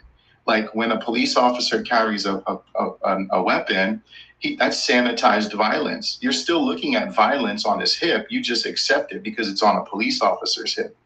You look at the celebration of these wartime movies carrying weapons, you realize it's a weapon, but you sanitize it because you don't look at it in a very negative sense. When we look at all of these environments where we can explain why a drone strike is acceptable, but a Palestinian SS bomber is not, we sanitize it, even though really they're doing the exact same thing. And so in our society, we have accepted a sanitized version of violence, and we've accepted a sanitized version of what is acceptable. This is the same fellow that literally said Islam and Muslims have a sword to people's necks. I mean, think about the painting you're putting in minds. Let's not forget a 6-year-old boy in Chicago was stabbed 26 times because of words. An 8-year-old girl in Yemen, a Yemeni girl in Michigan, had her throat slit because of words. A 2-year-old and a 6-year-old little girl, both little girls were almost drowned in Texas because of words. Now, should we say that that was simply free speech? But see, America sanitizes the types of violence it wants to accept. One is going to be a victim of some deranged mental case, and the other one is just going to be a martyr because of free speech. See, I draw the line. My moral standard is the same. I recognize that unfortunately, America has a problem, and the problem is sanitizing violence. When I was coming up in Brooklyn, they found a million reasons why my high school needed to have metal detectors. They found a million reasons why the cops could grab me, throw me on the wall, pat me down. They found a million reasons why that we should just call it, black on black violence or urban crime, right? Sanitized violence. And that is the part. So the off factor, and that's why I say what happened isn't horrific for me, is because I've already been exposed to so much violence that America has sanitized under other labels. See, I've seen worse than that. It's just that this was something America is now shocked by because they didn't expect it to be one of their own. And by their own, I really mean a white person. See, that's when it becomes shocking. That's when it becomes horrific. But when it was happening every day in my life coming up, nobody called it horrific. They just said, it's the ghetto. They said, it's those black or Hispanic people. It's those Middle Eastern people. It's this, it's that. So I hear you. And here's what I would say, okay, is there's a lot of generalities in what you're saying. You're saying nobody said it was horrific. Not true. Lots of people said it was horrific. Lots of people said what you've seen was horrific. I'm a veteran. I've seen worse than yesterday too. That doesn't make it any less horrific. And just because American systems and society chooses to desensitize things doesn't mean I have to allow myself to be desensitized by it. And that's the distinction that I'm making. What I hear people doing right now is making excuses for not giving a shit, or excuses for celebrating, or excuses for whatever. And I just don't allow myself to do that, because at the end of the day, I'm responsible for the type of human being I am and how I exist in this world. That's my responsibility totally. I have no sympathy and I have no mourning for Charlie. None. I didn't like the man. I know what his rhetoric was. I know what he stood for. I know what he did. And at the same time, I do not celebrate, nor do I find joy in the unaliving. And that's what I'm saying. And what I am saying to people is, you choose who you want to be. If you desire to be someone that finds joy in the fact that he's been unalive, then do you. Like, literally, do you. It's not for me to say any different. I'm not here to tell you how to be. I am here to simply say, this is who I choose to be. And I think it's an opportunity for all of us to do some self-evaluation and ask yourself, damn, do I want to be the type of person that I'm actually complaining about? Because that's what we're talking about here. Finding joy in other people's pain is the core of the people that we've been complaining about. So for me, that's kind of like the hard stop for me. I am not telling anybody how to feel, which is why I said what happened was horrific. And I have said, in order to talk about what happened yesterday and how people may or may not feel, you have to also include the context of all of it, which includes who he was, what he did for a living, what his words were, what his actions were, what his ideology was, because that's going to impact how other people and certain segments of people maybe feel and don't feel. So I am never going to tell, I am not Palestinian. I am never going to tell a Palestinian how they should feel about Charlie Kirk yesterday. He stood up there, opened his mouth and said, Palestine doesn't even exist, right? I've heard the things that he said. I don't belong to that group of people, so I'm not going to tell you what you should feel at all. At all. Same thing. Anybody that is not a Black or brown American don't need to tell me how to feel. This is not a case of me telling people how to feel. But what I'm not going to do is pass the accountability of individual humanity, individual compassion and empathy. I'm not passing the buck on that simply because of the society that we all grew up in. I'm not. And just because Charlie Kirk didn't believe in empathy doesn't mean that I'm going to be like, oh, fuck it. He didn't have empathy, so I don't think I should have any. Charlie Kirk doesn't dictate the type of human being I am. I do. And that's what I choose. Can I ask a question, Danny? Sure. I'm going to jump down. Jabber, good to see you. But yeah, you too, buddy. I just want to say it was a pleasure. I guess I had a little bit of your positivity. Like if you could pour it out and share it with me, that would be great. I pour it out every day. But I appreciate it nonetheless, and it was a pleasure. Yeah, you too, Pesci. Thanks for joining. Pesci, we'll go to a hookah bar together, and we'll take a couple of tokes off Danny's positivity. Let me ask you a question, Danny. Sure. So I don't agree with you, which is totally fine, because you've made your points clear, and I'm not looking to debate. I'm asking like as a way of kind of like, okay, so given that, I guess I'm wondering two things. You in the way that you're framing it, you categorize. You're saying like if you want to be the type of person who, right? So I guess, and maybe I'm trying to make this clear because again my ADHD kicked in. Does it necessarily? I guess I don't see it as necessarily categorizing someone or someone celebrating or being relieved or, you know, the various feelings along that continuum, right, of some kind of positive or some kind of satisfaction or some kind of relief, whatever that may mean for people, that necessarily means that they are in a category, that they are the type of person who. I never said that. It's not.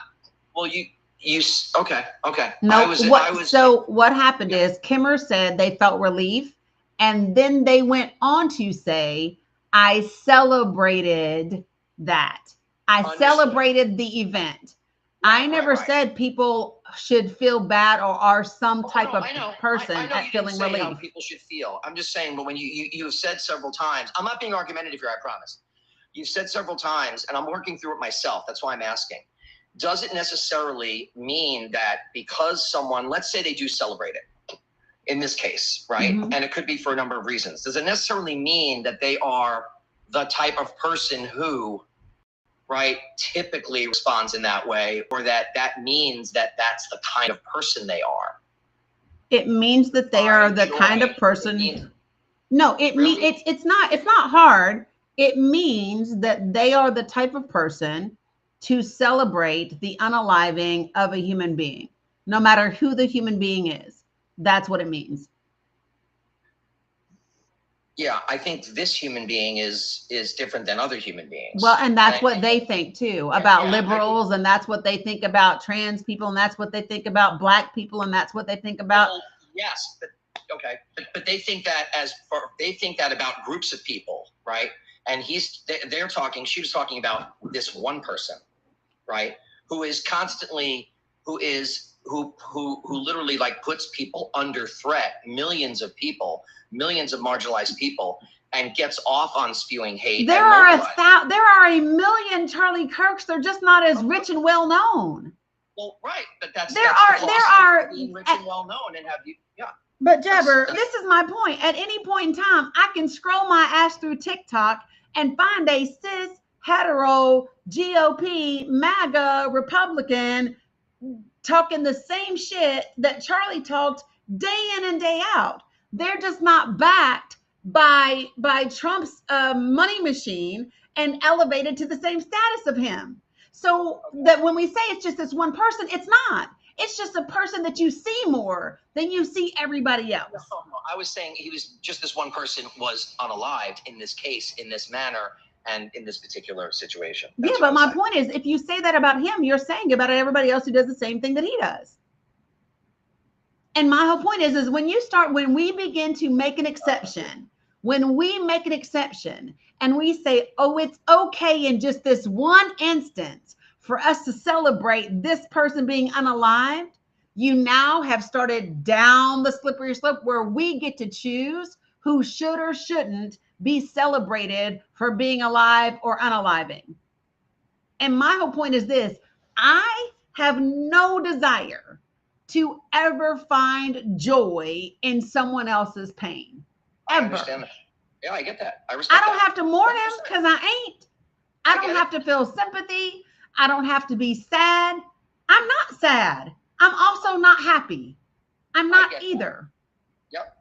I'm 100% clear on what you were saying. I'm not asking you, seriously, I mean this. This is not a call for you to defend what you were saying. I completely understand what you're saying.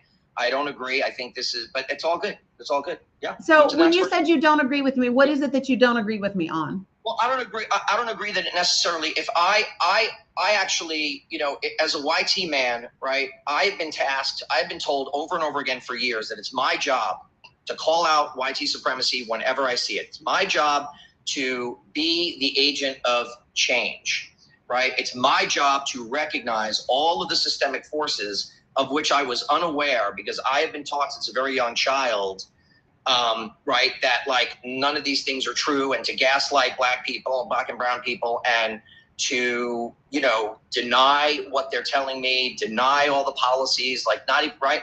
Now I've uncovered all this. I see the extent to which this reaches. I understand why conservatives prop up people like Charlie Kirk, right? And then I'm told that when I've realized and understood all of this, right, and I see how vicious and insidious it is, and that I'm supposed to feel that and I want to, right, because I seek it, a better understanding of how black people, for example, feel in this country every single day when they have to be gaslit by not just Charlie Kirk, but all the people that follow him, which leads directly to, court appointments, policies. Yes, you can't draw the line directly from Charlie Kirk unaliving someone.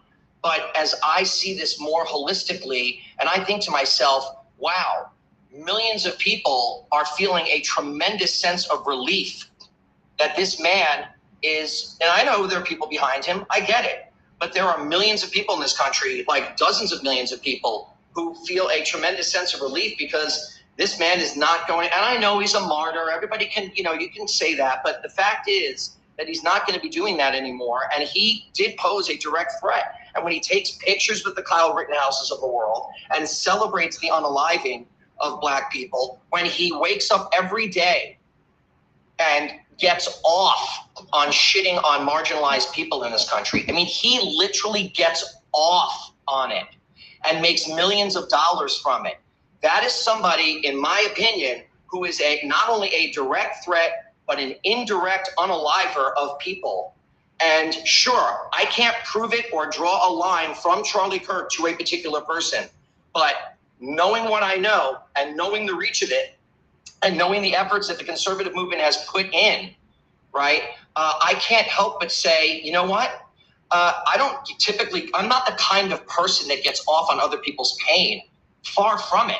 But you know what?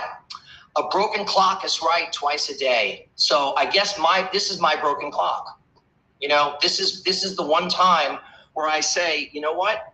It happened. I didn't do it. I didn't pull the trigger. It happened. And you know what? I'm kind of fucking happy about it, because this guy is a cancer. Doesn't mean that I'm walking around every single day not feeling empathy or sympathy, right? It just means that in this particular situation, given these extremes, yeah, I don't have sympathy for him. I don't have sympathy for the woman who married him. I don't have sympathy for the people who support him, who've spent millions and millions and millions of dollars, who fly around the country, who go to follow this guy around, and then use that as an excuse to say, you know, oh, well, they just unalived him for his free speech. No, they didn't. They didn't unalive him for his free speech. We don't even know why they unalived him. Exactly. We don't even know who unalived him. I keep telling you. They have no proof. Nobody even knows why. So it doesn't matter. My point is simply this. You're saying a bunch of things that I never said, Jabber. I didn't say you said that. But no, but you're saying just because I do this doesn't mean I do this, doesn't mean I do this. But my point is I never said that they did any of those other things. I know that. I was saying I established from the start that I acknowledged everything you said and I accept everything you said. And now I am moving on to my point, which is the next point in the conversation, which is to say that that's it. I totally respect.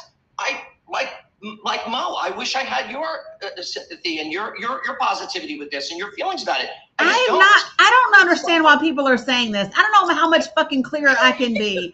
I have literally said, hold on a second, because I'm starting to get irritated because listen, I have said out of my own mouth, I don't have sympathy for Charlie or his wife. I have said I have sympathy for his children because they are innocent.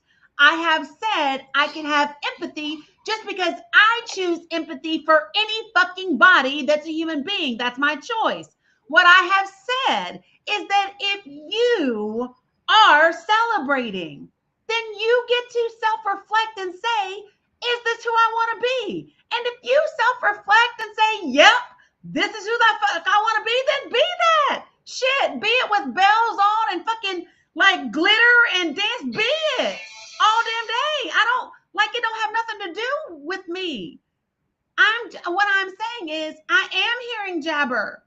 My point is that all of the things that Jabber is saying I'm not sure why they are, because normally what I think is that when people are making a point, they are making a point in response to the discussion, right? And there's been I never said nobody shouldn't fucking feel relieved. I didn't say that ever. Feel relieved all day, people. Feel relieved all day. For me, it's just as simple. You be who you desire to be. I will be who I desire to be.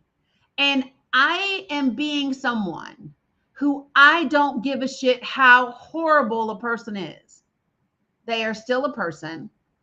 And I don't want to be someone, me, that finds joy where other people are experiencing sadness. Because I believe that is a component of what makes people be able to do and tolerate other things. The more that we tolerate them, that's where we go. So. Big W to Danny, always. I get where everyone's coming from. It's been like a long morning, like listening to people all morning. Blessed always and forever. Don't tell me what the fuck I'm saying. I know what I'm saying. How about that? Listen to my words. Yes. When I want to say something, I say it. Clear cut as fuck. Okay? So if I wanted to tell you that you will celebrate somebody unaliving no matter who they are, that's what the fuck I would say.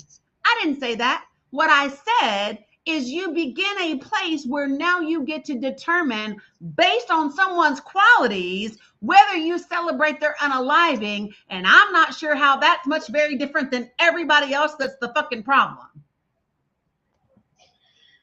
I have to drop that part. If Elodie. I make a statement. No, it's okay.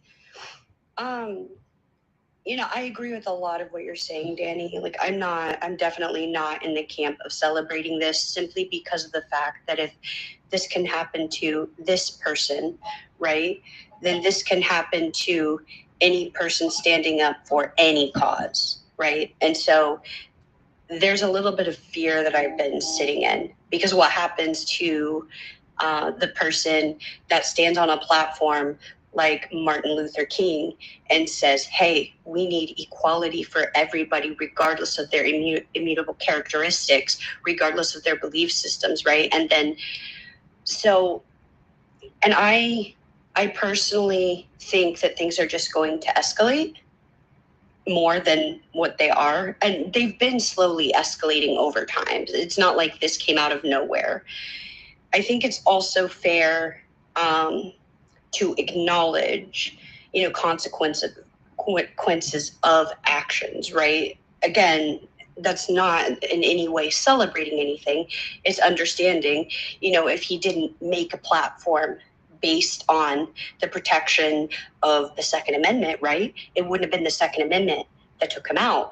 How do we know that, though? I mean, but how do we know that? No. I'm not saying his stance is why. What I'm saying is it would not have been a pew-pew because there would have been regulations. In fact, what I'm saying is, so we have... Help me with that. We have so many... Help me with that, because before Charlie Kirk became a Charlie Kirk, right? We didn't have the regulations. Charlie Kirk is not the reason we don't have pew-pew legislation. No. No, I agree to that. But what I am saying, right, is the people who are using that as a platform are putting it back so that we can't have regulations and have undone regulations. Anybody that's in bed with the I think it's the DNR, correct me if I'm wrong on that acronym. Anybody who's in bed with them is the reason that the same day that he was pew-pewed, teens were harmed in Denver. So that's what I'm talking about, right? I'm not saying that he individually is responsible solely. He is part of that issue. And that's where I say, you know, well, if that's the side you're standing on, then you are allowing this kind of violence to be here, if that makes sense. Again, that's not a celebration. That's just a statement of fact. Anybody who is, I would say, celebrating the Second Amendment is going to have this on their shoulders, if that makes sense. It doesn't, because I'm making that as a moral judgment. But Elodie, I can't agree, because like I'm fine with the Second Amendment. I think the Second Amendment is it's fine. I think that there's a difference between supporting the Second Amendment and not wanting responsible, reasonable pew-pew legislation. Like anybody that's supporting the Second Amendment, because I support the Second Amendment the same way I support the First Amendment. That doesn't mean that anything, like I don't get that. I don't get the correlation, but go ahead. I'm just saying, because understandably, you know, a couple of decades ago, what made the regulation was the manufacturing of things, right? Which does make it more difficult to acquire those items. With that being said, that's when they undid all of that, right? There's just been an escalation of that kind of violence. And it is a bit ironic, because I don't know if who actually watched the video, but that's exactly what he was talking about when it happened. It wasn't like Kremer said his last breath his last breath was about pew-pew violence. That's exactly what he was talking about. Now, whether the correlation of the person who did the thing had anything to do with that, I don't know. We don't know who it is. We don't know their motivation. For me, I guess like my final statement before I do have to go, because I do have to go to work, is that I fear for the future of people who want to make change, because accepting this is accepting that they're not safe.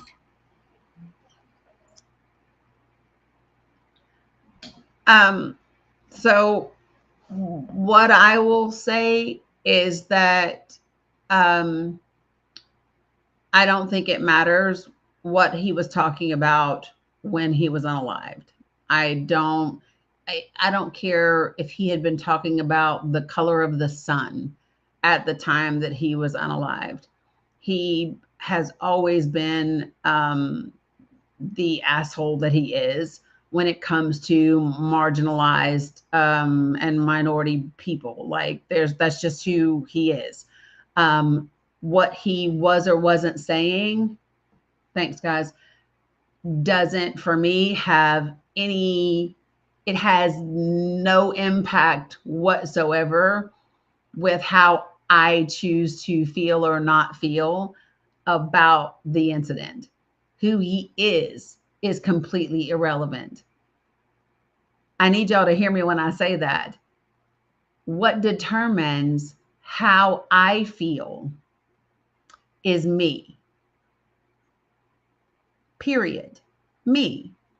I get to choose how I feel about a thing. Okay. And if I have a response to something, if I have a reaction to something, I get to assess that reaction and go, what's that emotion? And is that an emotion that I want to feel? Or would it be more accurately expressed in this way or that way? And the thing that gets me about all of this conversation is that, so when people say, I just think that people are, it's going to get worse. Well, how do we know? I'm not Miss Cleo. I am not Jesus. I'm not Confucius. I'm not Buddha. I am not the queen of the tarot. I have no idea what is going to happen. What I do know is that it is entirely up to us what happens. And when I say us, I mean the entirety of society. At any point in time, we can choose to engage with each other differently.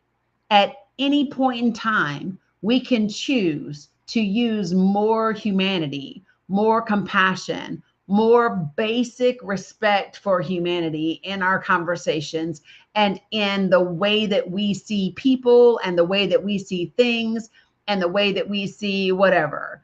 I don't give a shit who hates me. Listen, there have been people who've hated me my whole life. I don't give a fuck. Those people don't determine how I am. And this is the thing that gets that. No, we didn't try that. That's bullshit. Tried that when? Tell me a time when collectively we all tried that. Bullshit. No, we haven't.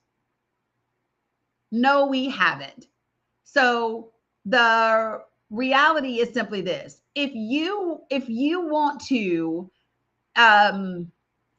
lay the responsibility of how you feel and how you think and how you respond to a particular situation on someone else, and I don't even say that. No, so I'm not a when they go low, we go high person. I'm not that person. Sometimes when you go low, you get fucking kneed in your chin, right? I'm not that person either.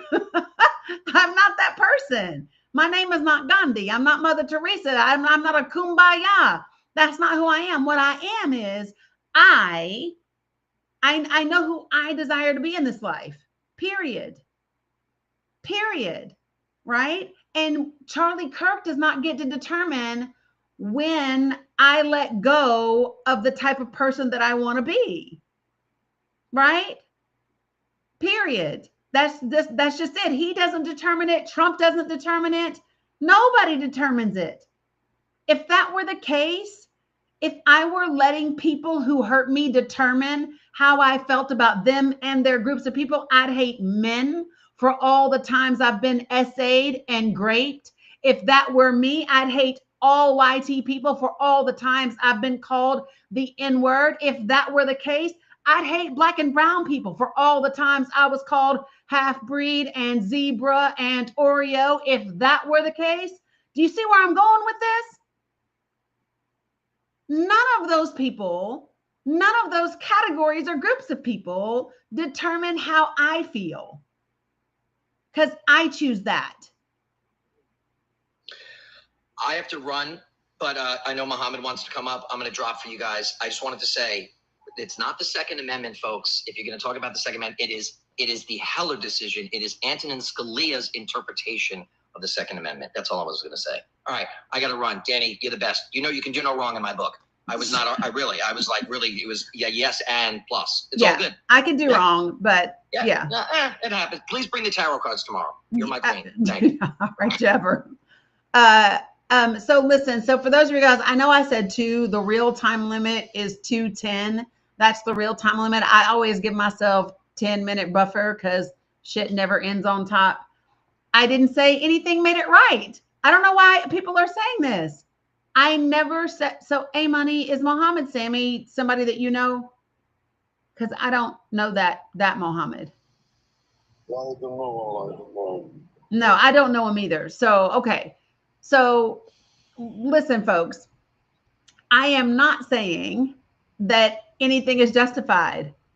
I don't know why y'all keep saying that. You keep saying that doesn't make it right, though. Who the fuck said it did? Not me. I don't understand this.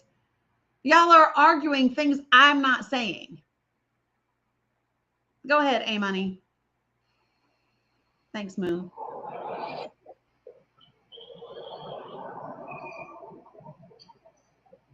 A Money.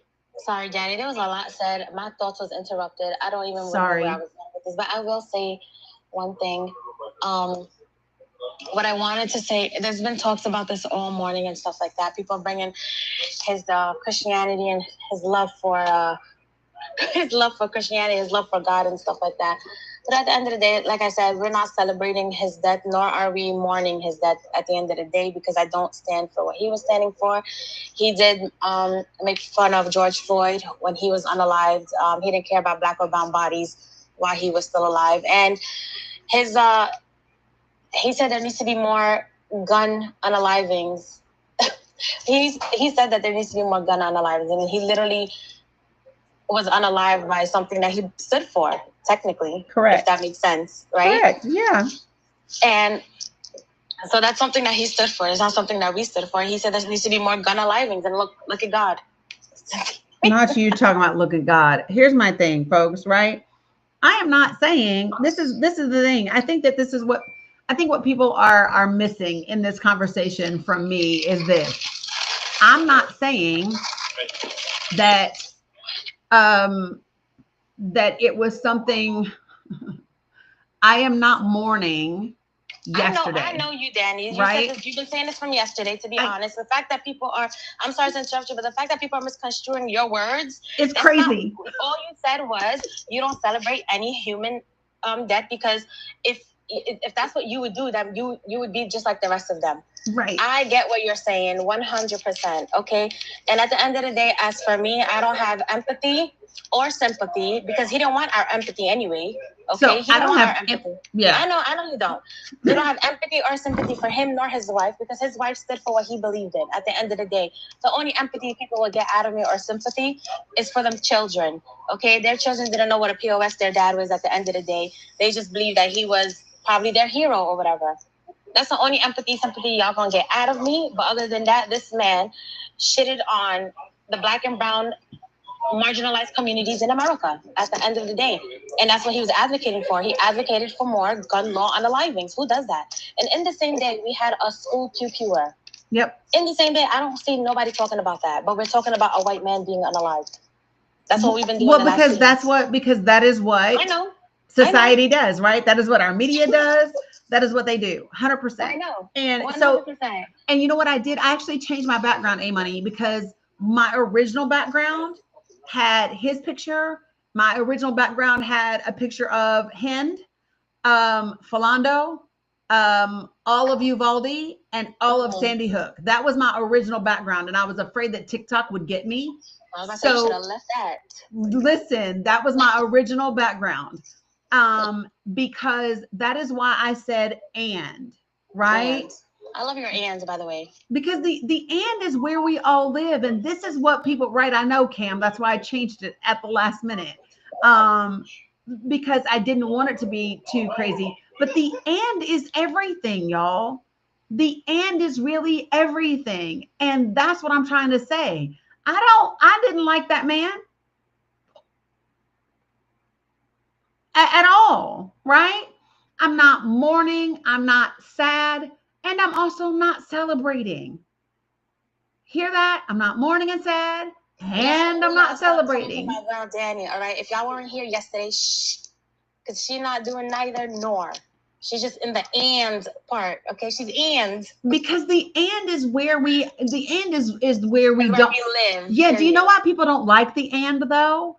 Because human beings, we love for things to be black and white. We want to put things in pretty little boxes and categories because we want it to be easy. That's why every time we find out somebody next door has 10 bodies in their basement, the neighbor is on the news talking about, well, gosh, he was just the nicest person. He must not have been who I thought he was. No, he was.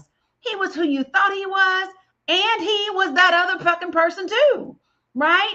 And right. And so this is the thing. People don't want to do that, because if we have to admit that there is no way to completely be sure who is around us, then feeling safe has to be something you generate from within yourself. Right? Discernment is what you have to use. You can't rely on your eyes and your ears, right? You got to be able to say, oh, hell, I have to get in touch with my inner wisdom so that I can know what is and what isn't. And people don't want that responsibility. We want everything to just be laid out for us and categorized. And that is not the way that life works. That is not the way human beings are. It's just not. So, I mean, hey, Money, I know you hear me. For those of you all who don't get it, go to my Facebook and read all 10 points that I put up. Rewatch this shit if you need to on Substack or YouTube. It just is what it is, right? Because the and is just, it's just the coexistence of all things. It's and I even asked myself, Money, I said, damn, because I tried this on, because this is what I do. I have to challenge myself. Because I thought last night, okay, girl, if this was BB, how would you feel? Like legit, Money, I asked myself that question. And I was like, ooh, how would who I want to be show up in that circumstance? Would I celebrate it? You see what I'm saying? And so I'm not saying to people, yeah, Lisa, but this is what I do. I challenge myself, because if I know who I desire to be, you hear me? I desire to be someone who doesn't find joy in someone else's pain. Right, Kate the Great, shadow work at its best. And then I have to go, okay, girl, you can manage it right here. Could you do it if it was that person? Could you do it if it was that person? Right? Abu, I talk about the G side every fucking day, all day. Don't come up in here acting like you know what my live is about. That's a good way to get effectively cussed the fuck out. Like, why would you do that? Good God. Okay. I'm gonna give hey Palinata, I'm gonna give Sammy an opportunity real quick, and Rick, I have to get the girls today and then I can go live again. Hey Sammy. Hi BB. Hi Danny. Hi Danny, how are you? I'm okay, Sammy. How are you? Still serving, alhamdulillah, alhamdulillah. Still. Yeah, agenda Yani, you to can. be honest, Danny, this topic which you are talking about, this is very important. In order to, up till now, the country which they are calling that they are the pure democracy they are not. In order to, and up till now, there is a people which they are living in Islam. Up till now, there is a people which they are living in Islam. As well as up till now, they are making a big difference between the black people and the white people. So how these countries, which they are, they believe, that they are, any high level of democracy, and there is no difference between all the people. and there is freedom of speech. And I believe this is most of what they are talking about. They are lying, they are cheating. They did not, talk or tell the truth. So, in the end of the day, what they are trying to announce, this is in order to tell that they are the pure, country, but in the end of the day, they are not. Up till now, there is, the poverty effect, a huge amount of the population, people which they are living up till now, they are living in Islam, and we are talking about 2025. We are talking about 2025. So how it come? As well as in some places, they do not allow the black people to enter to these places, and they are writing in the door of these places, it's not allowed for dogs. And they put, person which is, skinny black. So, and I don't believe, that this is the pure country. This is the pure country, and this is the good country. In order to, this issue, it takes us to the point, that they will never, ever reaching the pure country as soon as they are dealing in the same way how they are dealing nowadays. Thank you. Thank you, Sammy. I love you, Sammy. For those of y'all, Rick, I know you're here. Can you I got 2 minutes, Rick, if you want to chime in. Like. I can be quick if you like. The only point I wanted to add here is just that I've heard a lot about the man's words and him being a speech and a troll and all this kind of stuff. I just want to make sure, and I can even come back more to elaborate if I'm welcome to, but sure. Turning Point is a lobbying group. Charlie Kirk is an old money CEO of a lobbying group. He got money when he was 18 from his old money father to create the lobbying group, which established very emphatically the administration that we have right now, which has been terrorizing violently, materially, like upwards of a fourth of the American populace and even more abroad. I just want to make sure when we talk about this man's legacy, we are not simply looking at him and diluting him to just being a troll. Yeah. He has been causing material harm to thousands, if not millions of people throughout his 30 years of life. Yeah. So I think it's really important. So, and I don't know if you probably do know, they established a Turning Point USA office in London in the last year as well. So like Turning Point USA is expanding, not just in the United States of America. And so if you didn't hear me, one of the things that I said about these 10 points is that context is crucial in this conversation.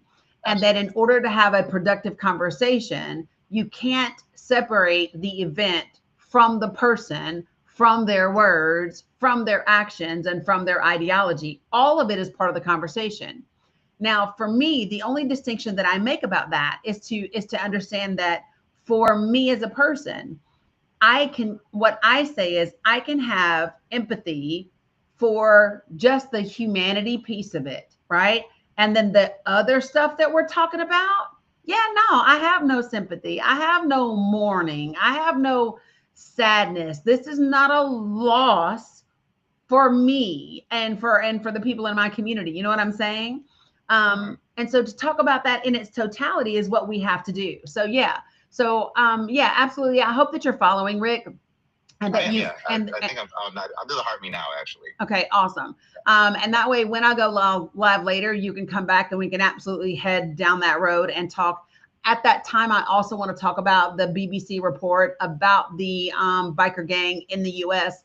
that is doing the contracting work for the GHF in Gaza and what that looks like and why that exists. So I appreciate everyone for being patient and understanding.